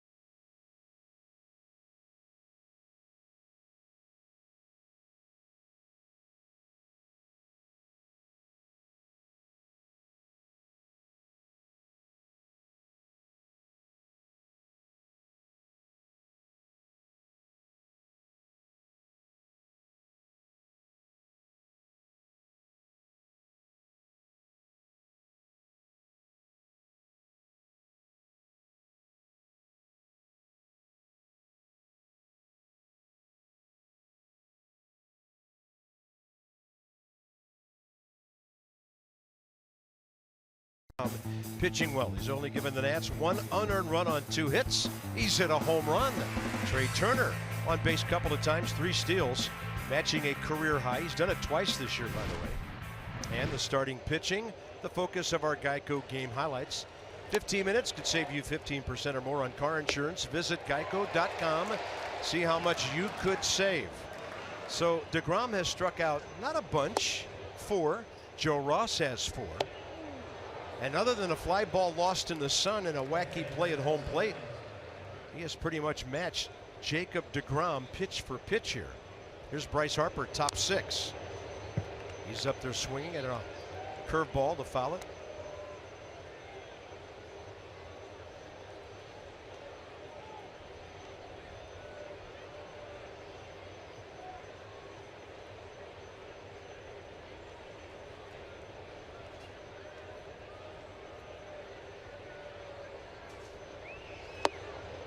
And then a hard slider down and in, 0-2.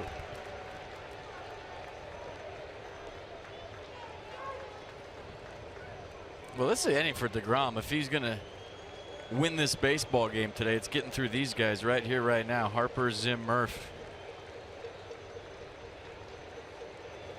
Pitch up. Harper, defensive swing. Out to short. Bryce was smelling a close play, and Jose Reyes got him. I don't know who it was out there for the Mets, but somebody yelled, "You got to hurry." You saw the way that play was developing. Reyes kind of sat on that, and Bryce was smelling an infield single. Didn't hit it hard, and watch him bust it out of the box down the line. Good hustle.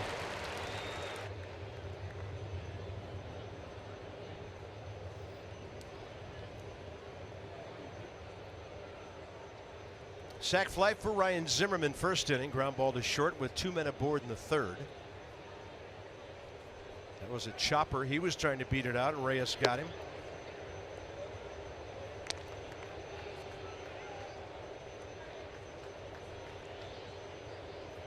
Maybe the Nats can build up the pitch count a little bit and get into that Mets bullpen.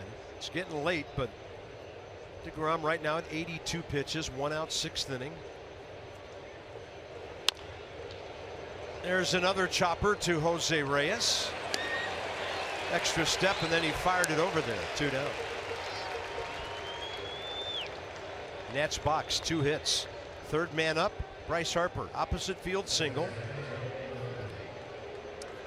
Goodwin got to 3rd on a pass ball, scored on the Zim sac fly, and then the only other hit, Trey Turner's spinning line drive, right side of the infield, and a walk. He has stolen 3 bags for the 2nd time this year. Only 3 guys in baseball have done that.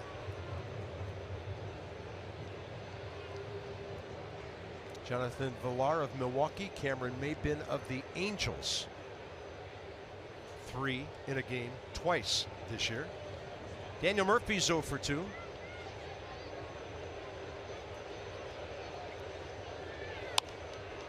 And he's going to pop this one up. Outs coming quickly for Jacob DeGrom, who's had 6 very strong innings. 3-1 Mets.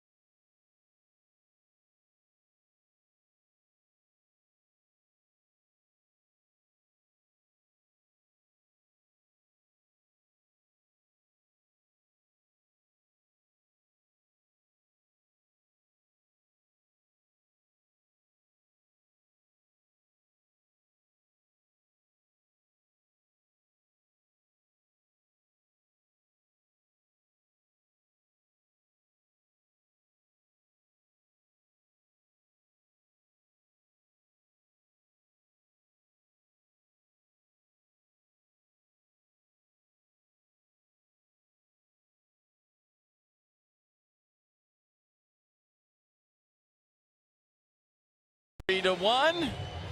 Misses Met. I mean, I can't even think of anything to say. This just Mrs. Met. I'm speechless. Where are those little creepy Met kids? Are they around here? Time for Fitzgerald Auto Mall Expo as we check out some plays really slow. This is the play of the game for me. Maybe Matt Wieters just thinking he had to slide there. He didn't really vary his route to go into Matt Wieters, but I feel like that's the play of the game. I would love to talk to Matt Wieters and ask him right now what he was talking about down there. Maybe that's it.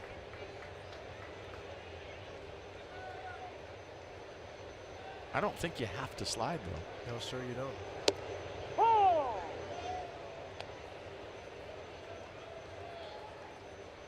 Where was Mr. Met? There was only Mrs. Met today. He was out there, but he got he left on the cutting room floor. The editors.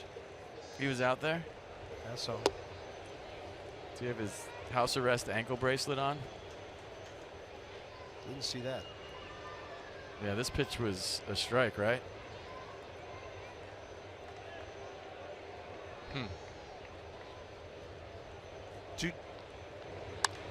1-1 pitch and up the middle.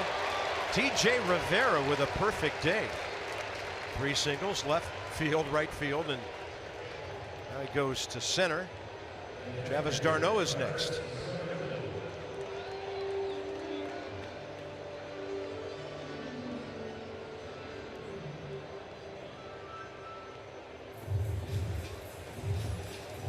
Base hit last time in the middle of that crazy 2-run, 4-hit, 1-error 4th inning that gave the Mets their 2-run lead. I'd say Travis d'Arnaud's another guy that whenever the Nats play the Mets, you look at his numbers and you say, how is he hitting 218? Because you feel like he's in the middle of everything every time these two teams play. To short. Nats will have to hurry for 2. It's a catcher running. And is that a runner going into Daniel Murphy? No. They were close, and Murph's throw was offline, leading you to believe that maybe there was illegal contact. Well, leading me to believe because Daniel Murphy's looking around at the scoreboard to see the replay. See if there was contact here with TJ Rivera and Daniel Murphy. You remember last year when the Nats were here, I think Jason Worth slid into second base, straight into the bag, and they called a double play. Yeah, that slide's fine.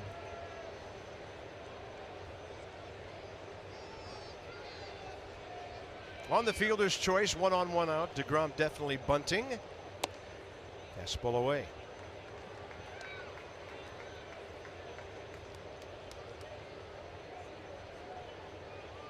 Jacob DeGrom coming off a 6-pitch, 6th inning.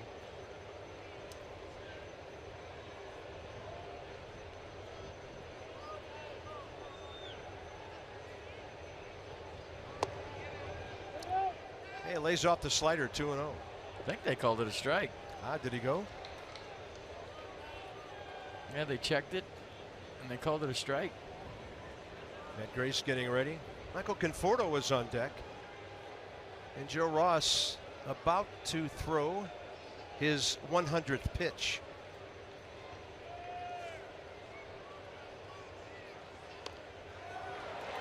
It's a great bunt. Wieters to Murphy. 2-4 on the sacrifice. Good hustle by Jacob DeGrom. He's putting on a nice show today, isn't he? Well, it's the 6th inning. You know, he's going to go back out there for the 7th, obviously, and he could have just took 3 steps and went back to the dugout, but he sprinted all the way down the first baseline, and that's why he's getting high fives. Little things like this you appreciate as a teammate. The pitcher's up there, he's getting toward 100 pitches, and that's how he runs down the line on a sacrifice bunt and almost beats it out. That'll fire a ball club up, something little like that.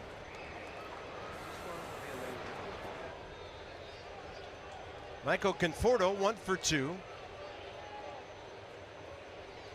RBI single last time. That strange looking line drive that spun out of Anthony Rendon's glove after a hop.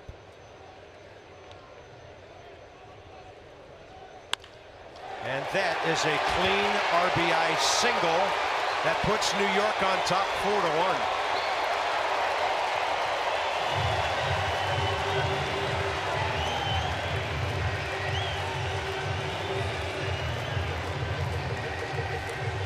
That fastball just ran back over the plate. He started on the inner half, and it had sink to it where it got a lot of plate.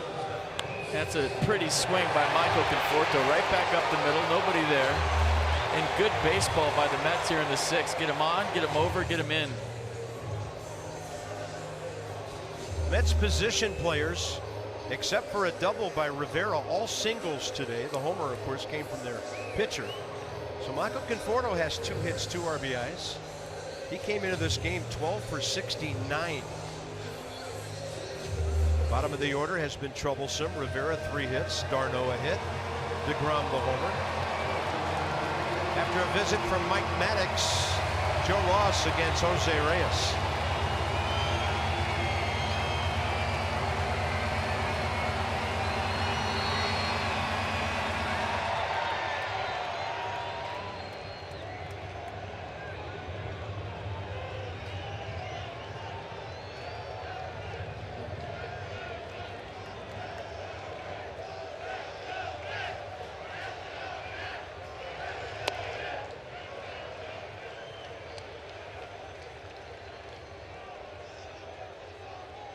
Reyes a strikeout, foul out, ground ball.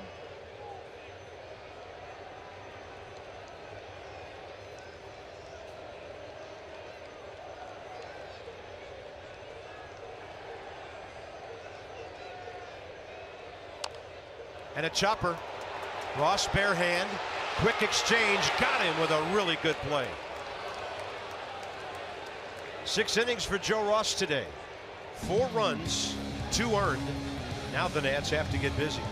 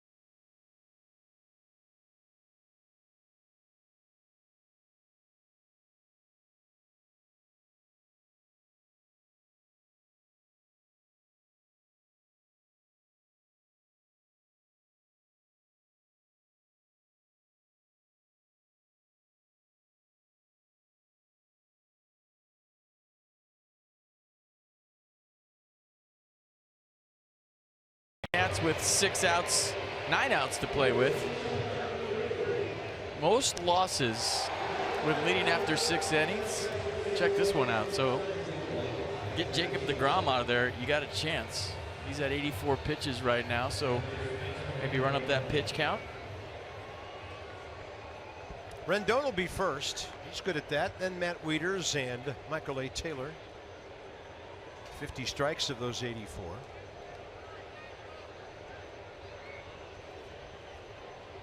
He's retired 10 of the last 11.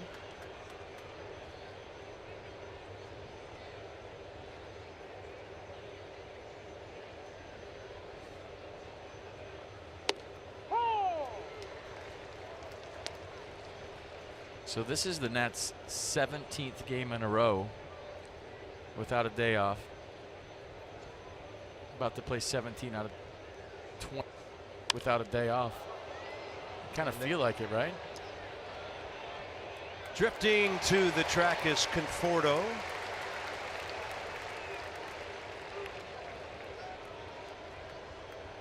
And they have one off day between now and the All-Star break, and that's his Thursday. Yeah, I mean, day game after night game, kind of feel it. Although Jacob deGrom can make you feel that way.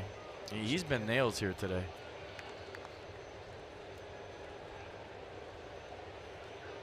should have plenty left in his tank. Not what we expected after he threw 116 in a complete game against the Cubs last time out. A run on 5 hits, walked 4, struck out 6. And the start before that at Texas, he'd been hammered for 10 hits, 8 runs in 4 innings. Wieters will guide one up the middle, but that's where Jose Reyes is playing. And as I mentioned earlier, the outs keep coming very quickly for Jacob deGrom. Michael A. Taylor, nobody on deck yet. Joe Ross, 103 pitches through 6. Nats have 2 great left-handed bats off the bench today. Stephen Drew, Adam Lind.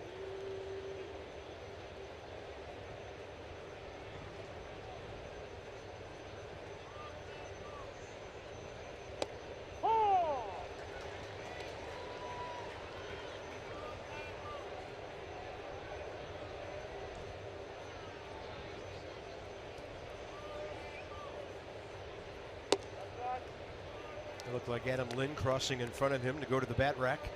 There he is. Well, if Taylor gets aboard, it could get interesting.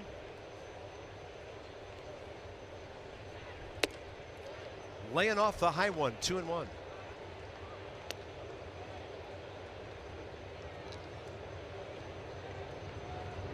This becomes a big at bat all of a sudden with Adam Lind in the on deck circle.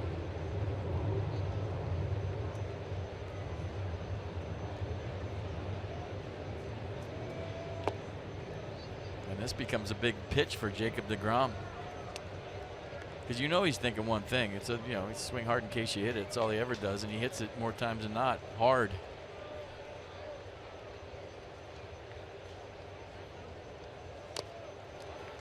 That fills the count.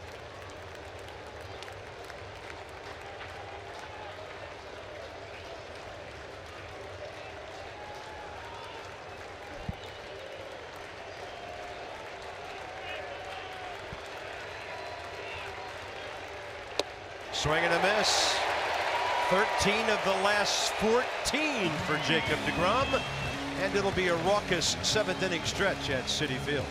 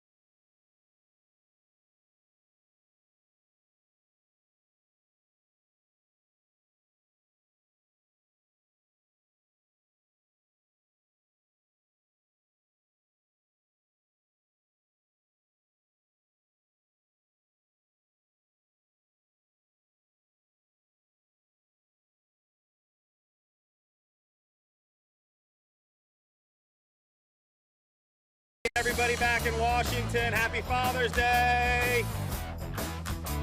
Let's go, let's get this done. First place.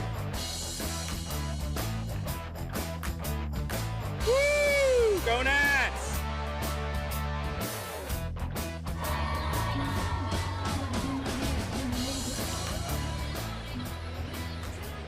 right, rally families. We'll have to wait a half inning to find out.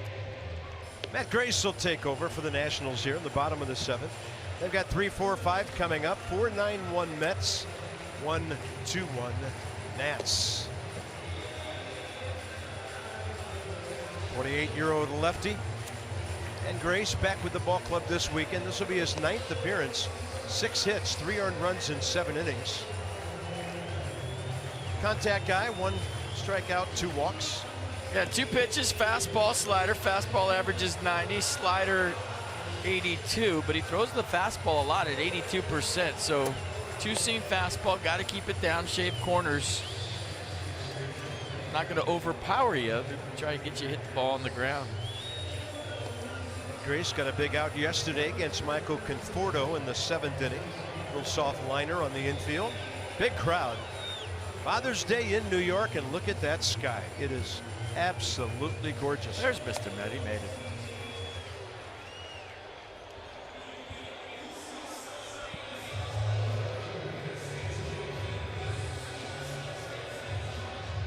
Vote today, vote tomorrow, vote yesterday, vote the day before yesterday, vote a lot. Vote Nationals for your 2017 All-Stars with Esurance MLB All-Star ballot. Vote at nationals.com/vote and catch all the excitement of the 88th Major League All-Star Game. That's presented by MasterCard, July 11th, live, not taped, live on Fox.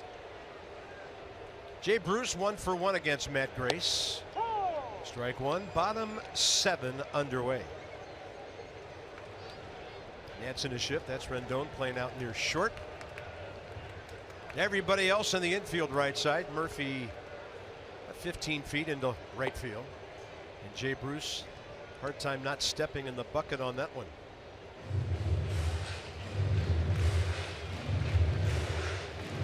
Nats have controlled Bruce today. Still has 6 hits, 14 at bats in the series.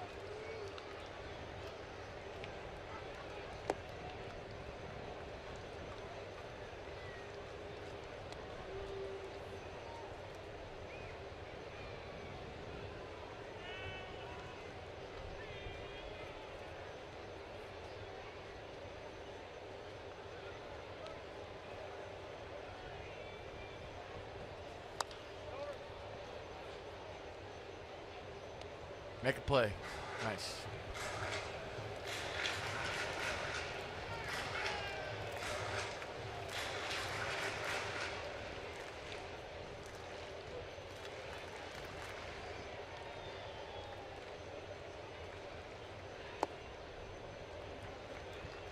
Two.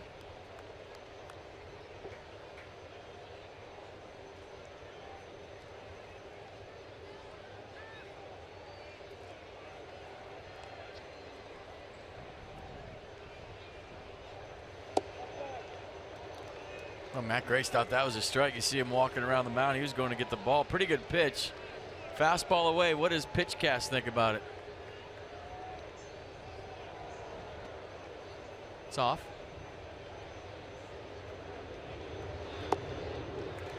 Had him way behind and lost it. Leadoff walk, Jay Bruce.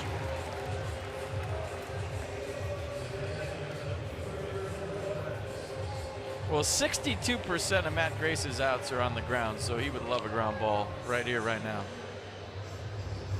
Yeah, here's a guy who swung twice yesterday in the first half of the game, and it resulted in 4 outs. Wilmer Flores.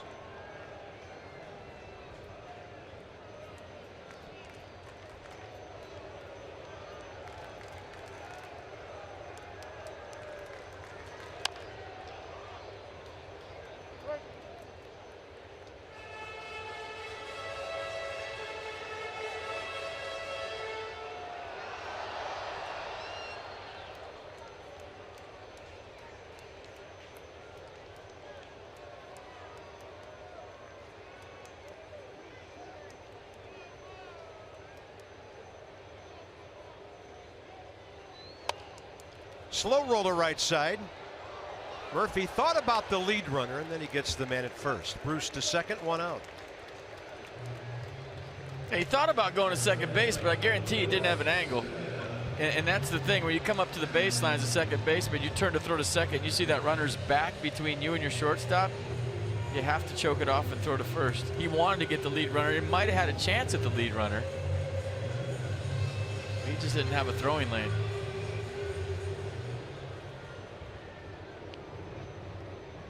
I love this camera angle, by the way. I feel like you're playing right field. So he turns there, no throwing lane, first base, good play.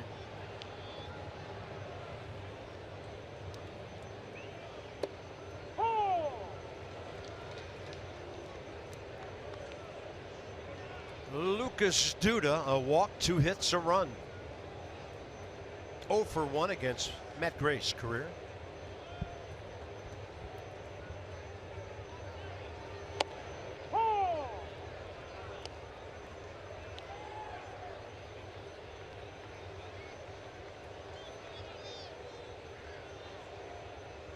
Matt Gray's trying to keep this a 3-run game. Pinch hitter leads off the 8th. DeGrom's at 94 pitches. Now it's 0-2. Oh, pardon me. He gone. 2 down. And Matt Gray's getting it going, throwing strikes, pound the zone. I like it. Washington area Toyota dealers helping children and their families. Every time an ad strikes out an opposing hitter, $37 to the Children's Inn at the National Institutes of Health. Front door breaking ball stays up and in.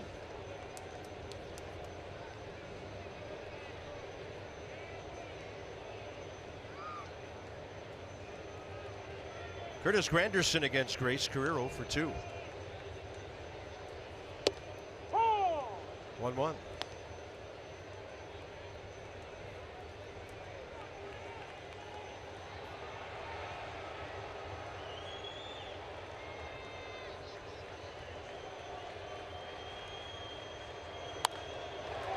Right field, here comes Harper, and it falls in front of Bryce.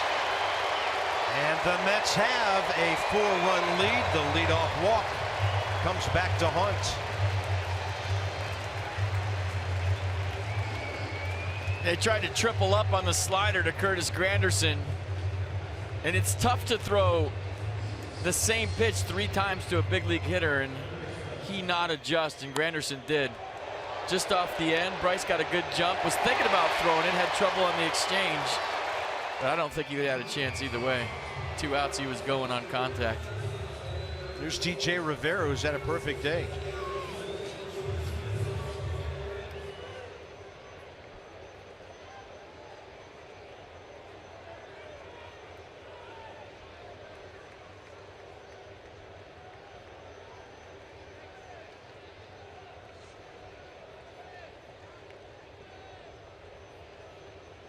Curtis Granderson on the year.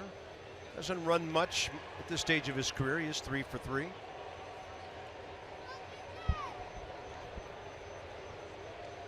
Nobody runs on this ball club except for Jose Reyes. He's got 10 stolen bases. Boy, the line drive singles just keep on coming from the Mets. Yoenis Cespedes out of their lineup today, and they're making contact. And they're into double digits on hits, Nissan Pitchcast. Yeah, fastball, a lot of plate, up. Good swing by Rivera, having a big day, like you said. 4 for 4. Travis d'Arnaud in the number 8 spot.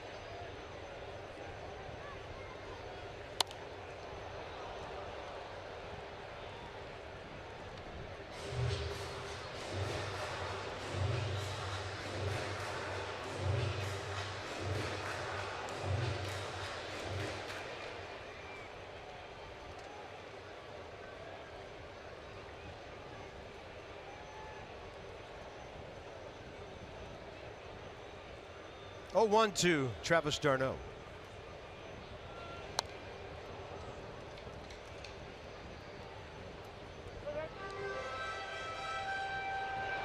I mean, if you have any hopes of getting in the Mets bullpen and win this game, you have to keep it at a 4-run deficit.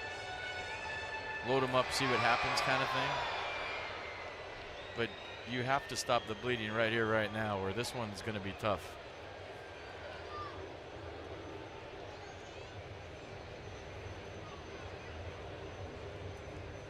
Number 9 spot due up next inning, and then Turner, Goodwin, Harper.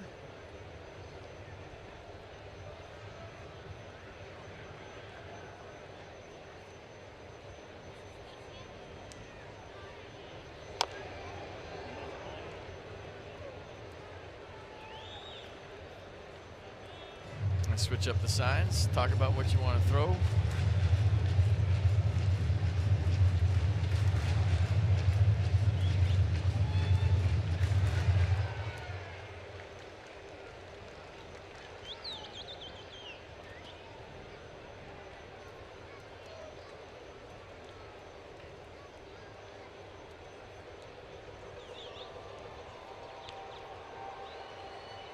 And Grace comes set on the 0-2. And Wieters keeps it close, no advancement.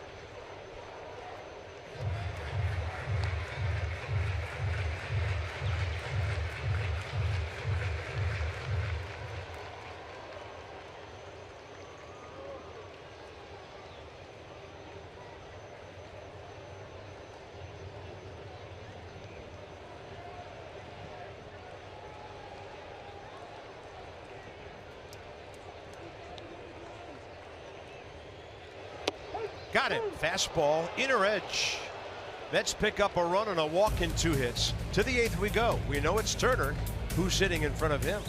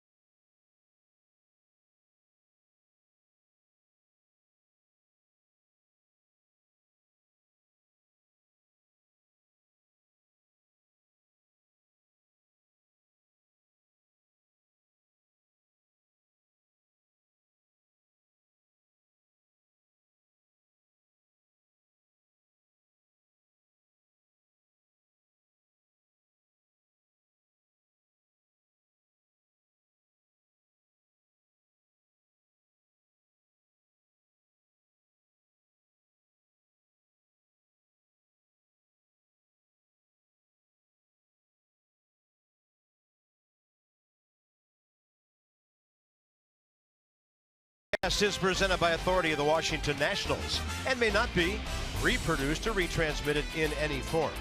And the accounts and descriptions of this game may not be disseminated without the expressed written consent of the Washington Nationals. Beautiful day in New York.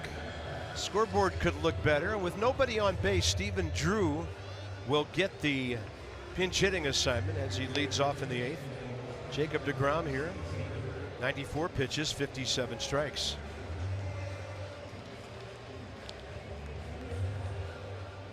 I bet you there was a lot of bench guys thought they were going to play today.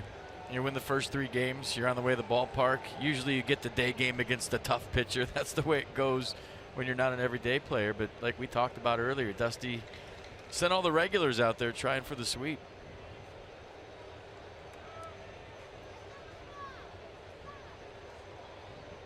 Stephen Drew 0 for 1 career against Jacob deGrom, and he rolls that curveball in there.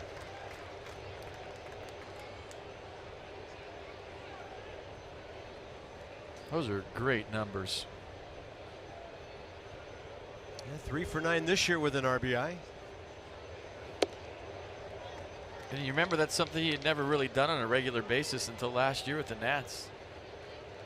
Didn't really know how to be a bench guy and a pinch hitter. Used to being an everyday player, but he's adjusted nicely. How about that? 4 for 10 as a pinch hitter. The Nationals have their first base hit since the 3rd inning. Top of the order coming up. That's why you want to keep it a 4-run deficit. You never know. Load them up. The big boys lurking in the dugout. Bryce a few hitters away, and Stephen Drew doing what Stephen Drew does best, contributing when he gets an opportunity, whether it's in a start or off the bench. Nice swing.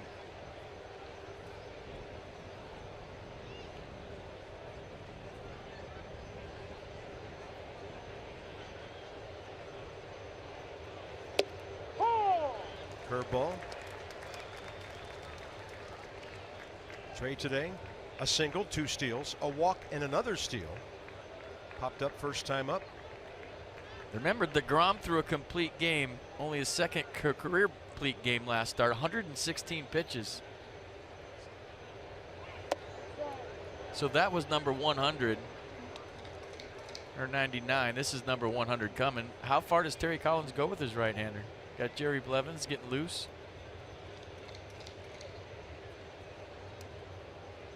Bullpen's been a problem. We'll see. 1-1. Hard hit. They're going to be able to turn 2, except for a bad throw. Relay by Flores, and tough for Duda. So about the only way you could get Trey Turner on a ball of that pace, but he's at first. Well, we talked about Wilmer Flores playing 3rd in this series and now 2nd today, and this is another opportunity for a double play, and he goes full-blown panic right here because Trey Turner's running. Look at him short arm that, try to rush the throw, and if he just simply makes a good throw, the double play was there because of the speed of the ball, and it was hit right to Reyes. You didn't have to rush that throw.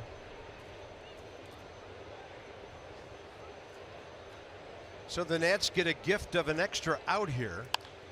And Goodwin goes to center. Ball carrying, and Conforto has it about 390 feet away. 2 outs in the 8th, and Bryce Harper is next. Washington, D.C. Lexus dealers donating $250 to the Children's Inn at the National Health System for each of the first 200 homers the Nats hit this season. They're at 106. Lexus, experience amazing.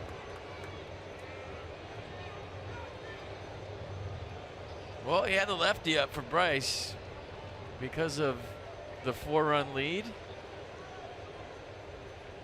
It's all Jacob deGrom and Bryce Harper. Here we go.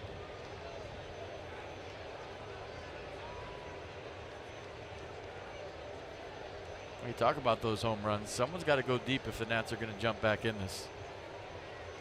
Turner running, pitch low and in. Trey Turner 4 bags today.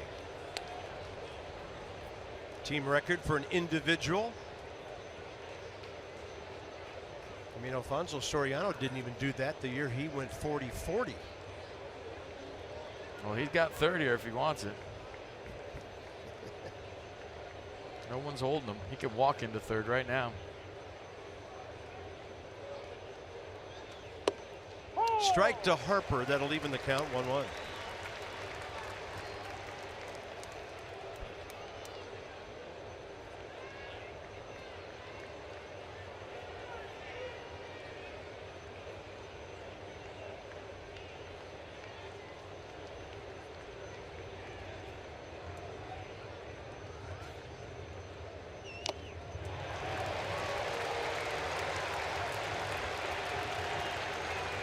Get the crowd going here. Yeah.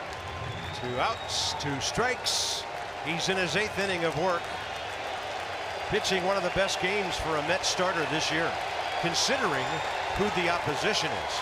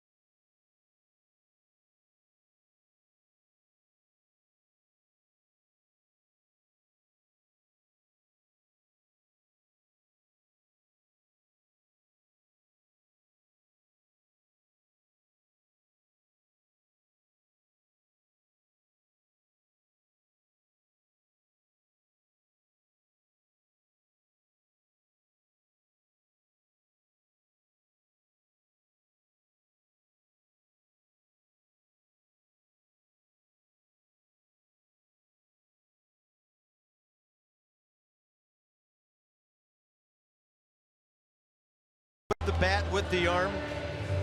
And Jacob Turner will get a turn for the Nats here. Third pitcher of the day. It'll be his 15th appearance. 35 hits in 33 innings. Strikeouts to walks 19-11. And Dan, a bullpen move before the ball game today. Sean Kelly is DL'd.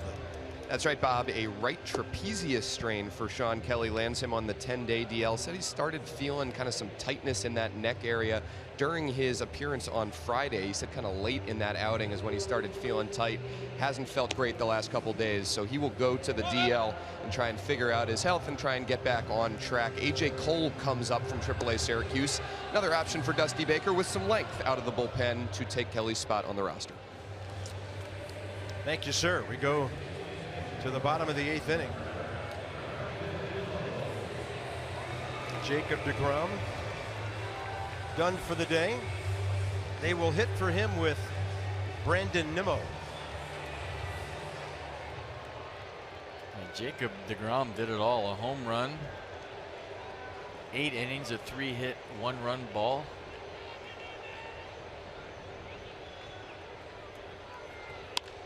First pitch, ball hit hard to left. Goodwin right there. So deGrom, 105 pitches, 65 strikes, gives the Nats 1 unearned run on 3 hits.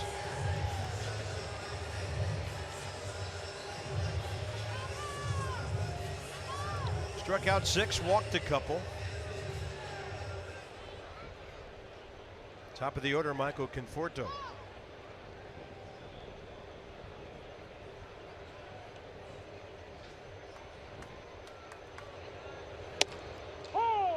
Yeah, deGrom looked more under control today than I've seen him in the past. He wasn't throwing 98, 97. You know, it stayed in the mid-90s, would pop 96 in there at times. Just kept the ball down. Mixed it up nice, threw strikes for the most part. Made some big pitches when he had to. He was good.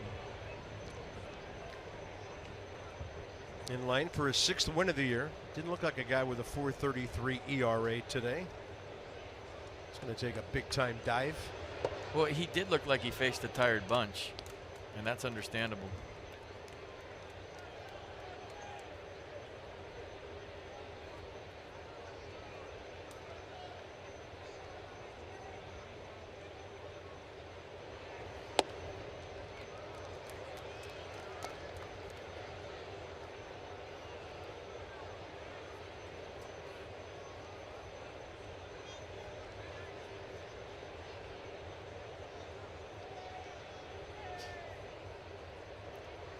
Two with 1 out. Kind of teasing that outside edge.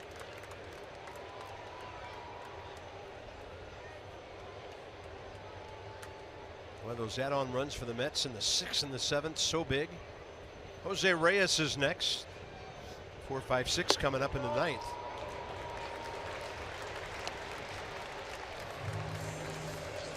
And Conforto aboard with 1 out. First of 3. We won't exactly be at the beach. We'll be indoors. Edinson Volquez and Tanner Roark. Tanner 6-4, 3-1 on the road. Volquez. Opening day, the Nats beat him 4-2. He's 3-7 with a 3.72 earned run average. And we'll get you going at 6:30 tomorrow night with Nats Extra. Our first visit, June 19th, to a team in the division at Marlins Park.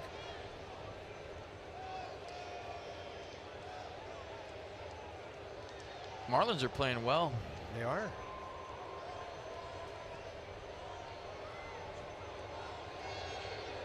Two at Atlanta, 7th inning.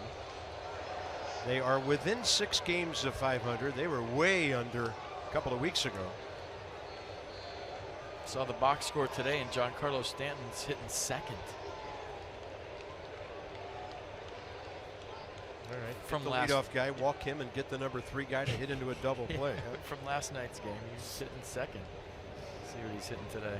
You have power hitters hitting all over the place in this league. Thinking about Rizzo and Stanton. Cespedes here yesterday hit 2nd. Yeah, he hit 2nd Friday and Saturday here. Number 3 hole on Friday. Yeah, he's in second again today. Okay.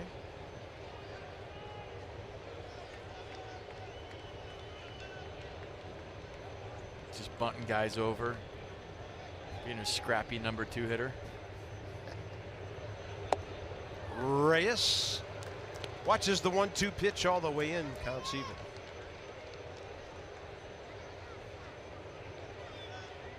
So Stanton versus Judge in the home run derby. Is that? I mean, that's all you need, right? If that's not the final. But I mean, just those two, cage match. Everybody else can watch. Yeah. I wonder if that'll cause some other guys who might otherwise participate just to say, you know, those 2 guys, I'm not going to go crazy and maybe mess my swing up. Well, I'm not getting a bench pressing contest with somebody that benches 400. If I'm benching 150, and I mean, that's with those 2 guys, they're hitting them. I mean, who knows where they're going to hit them in Miami? That the flamingos are in trouble. The ostriches, whatever those things out there are. This one to left center, tailing back to Goodwin, and Bryant on the run. Makes a good play. He's going to show off the arm, but he throws it about 20 feet up the line, and Ryan Zimmerman has to scramble to get it. Good play with the legs and the glove. 2 down. Yeah, momentum going away from first base, kind of towards center field, and he came up throwing. He's got a good arm. That's a strong throw. A nice job by Ryan to run over there and catch it. A good running catch by Brian. If they open the windows in Miami for the home run derby, you could see those guys hit it out of the stadium. And then next year at Nats Park, where are these guys going to hit baseballs? Navy Yard Station. Yeah. Parking garage. Down Half Street. Trapeze School heads up. Yeah, I would be hanging around during that. I mean, nothing says Navy Yard like that Trapeze School. Tough to get into, I heard.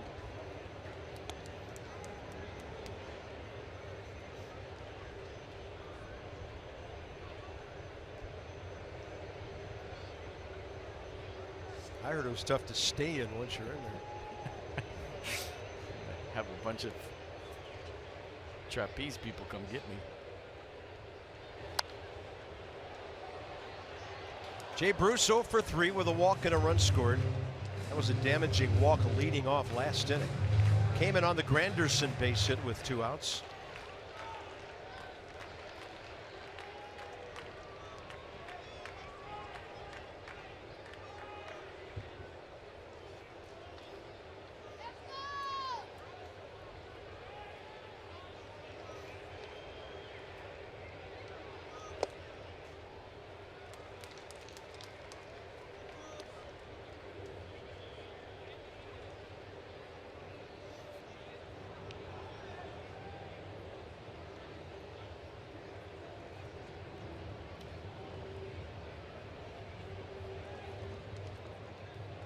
Five-one ball game, bottom of the 8th. And a chopper. Underhand toss, not a good one. Ryan takes care of it. We're going to the 9th. 4, 5, 6. Zimmerman, Murphy, and Rendon. The Nats need at least 4.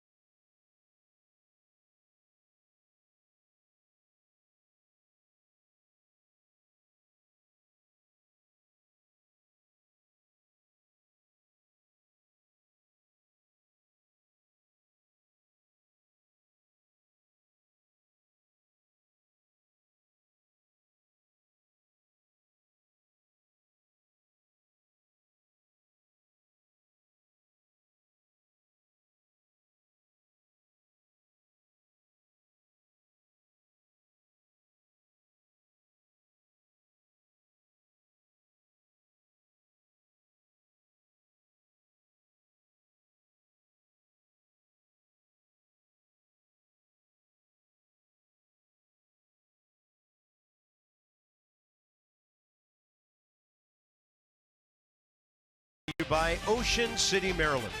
Put your vacation days to good use in Ocean City. Book now at ococean.com. And by the Lexus RX, featuring a pre-collision system with pedestrian detection. Standard.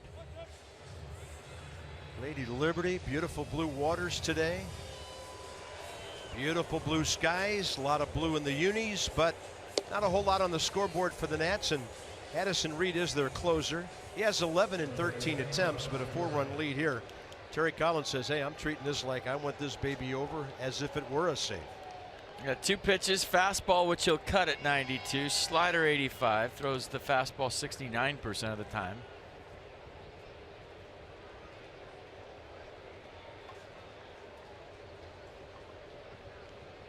Ryan Zimmerman 0 for 2 today, a sac fly in the series. 2 batted in, 2 for 16. 2 for 5 career against Reed. Ball hammered, and it is a broken bat.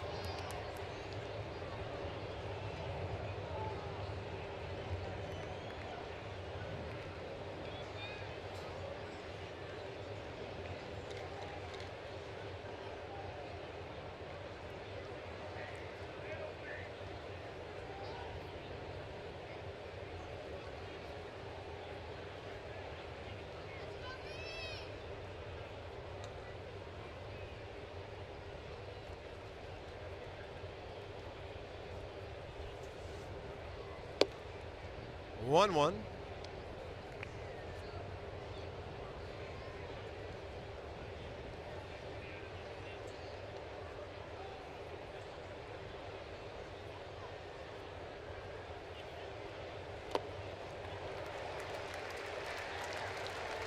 Looking back at this thing, Ryan Zimmerman got the thing going in the first inning with the sac fly, and you're thinking, oh man, they took the first 3, they're jumping out to a lead, 1-0. Right. Sweep coming, and then Jacob deGrom finally gave Mets fans here at Citi Field something to cheer about with a home run, his first time up in the 3rd. They have been waiting to cheer this whole series, and Nats have just not let them. So then you get a big Father's Day crowd into it. And you remember this place a few years ago when we came here, I mean, rocking from the first pitch on, strike 2 to the leadoff hitter, everybody on their feet, and it just hasn't been like this because this ball club's had so many injuries this year. They haven't played how they wanted to, even when they were healthy. But this place can get loud, and it finally did today when deGrom hit the home run. Zimmerman fights one off. Big crowd today, 40,459, the biggest of the series. Murphy waiting. So this series in New York draws just short of 146,000 in 4 games. Bless you, Murph. That was a big sneeze.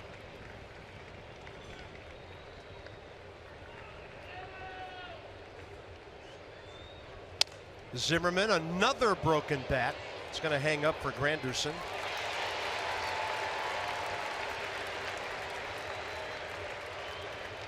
Peanuts are back in town on June 22nd, 4-game homestand against the Mudcats. Check out College Night on Thursday.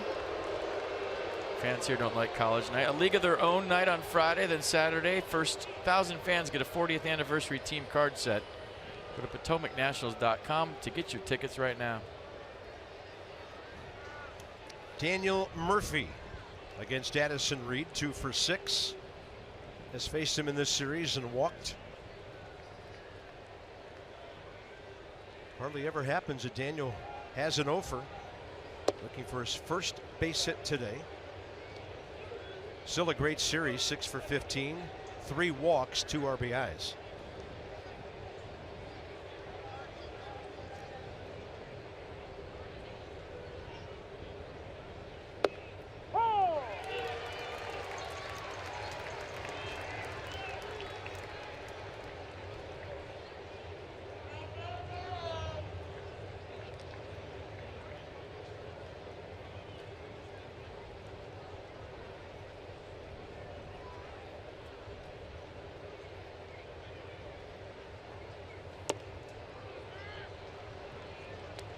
All right, should be a healthy swing.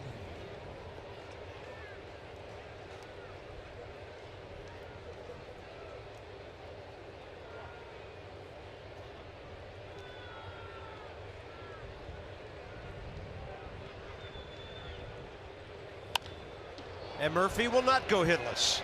Out to right center. Jay Bruce can't cut it off. So Murphy will have his 20th double of the year. And he checks in with his 7th base hit here in New York this weekend.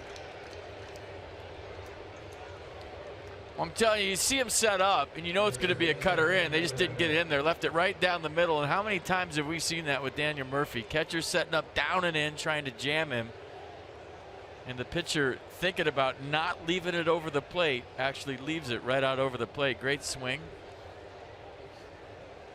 Daniel Murphy, 295 career doubles.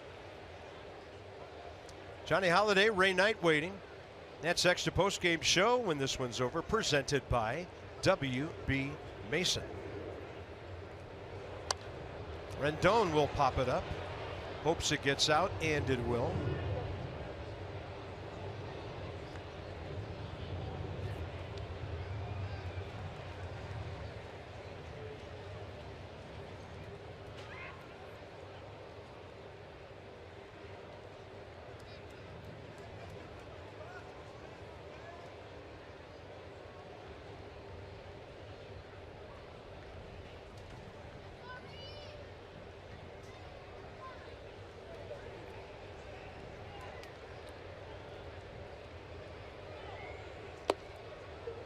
One.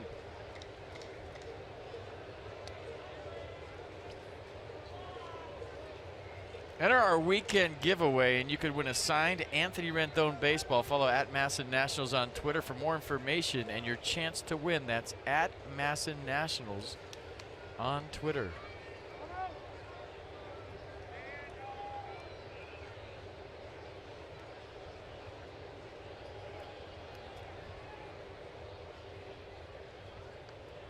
Anthony Rendon trying to check in with a base hit today. Reed with that across his body breaking ball. 1-2. Yeah, he looks like he'd be a rough at bat for a right-hander with all the elbows and kneecaps, the crossfire action, throwing his glove right at your face, and then here comes the baseball out of all that.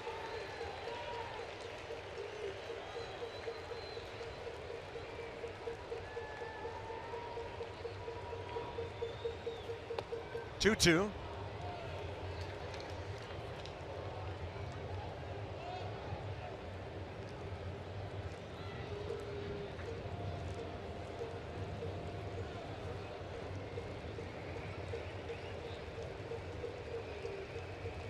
Murphy at second, 1 out.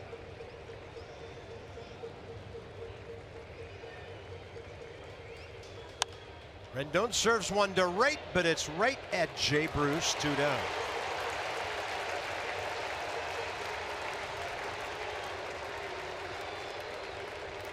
Anthony Rendon hit the ball hard 3 times today. Lined out to second, lined out to center, lined out to right.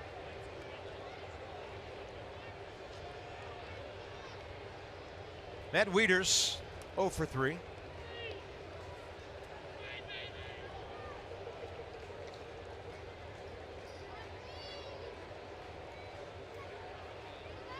Matt 0 for 3 today. How good was Jacob deGrom today? Gave up a hit to Stephen Drew, pinch hitting in the 9-hole last inning. Until this inning, the Nats had not had a hit from a starter from the 4th spot on down. He really took care of business. It's in there, 0-2. Now they're on their feet.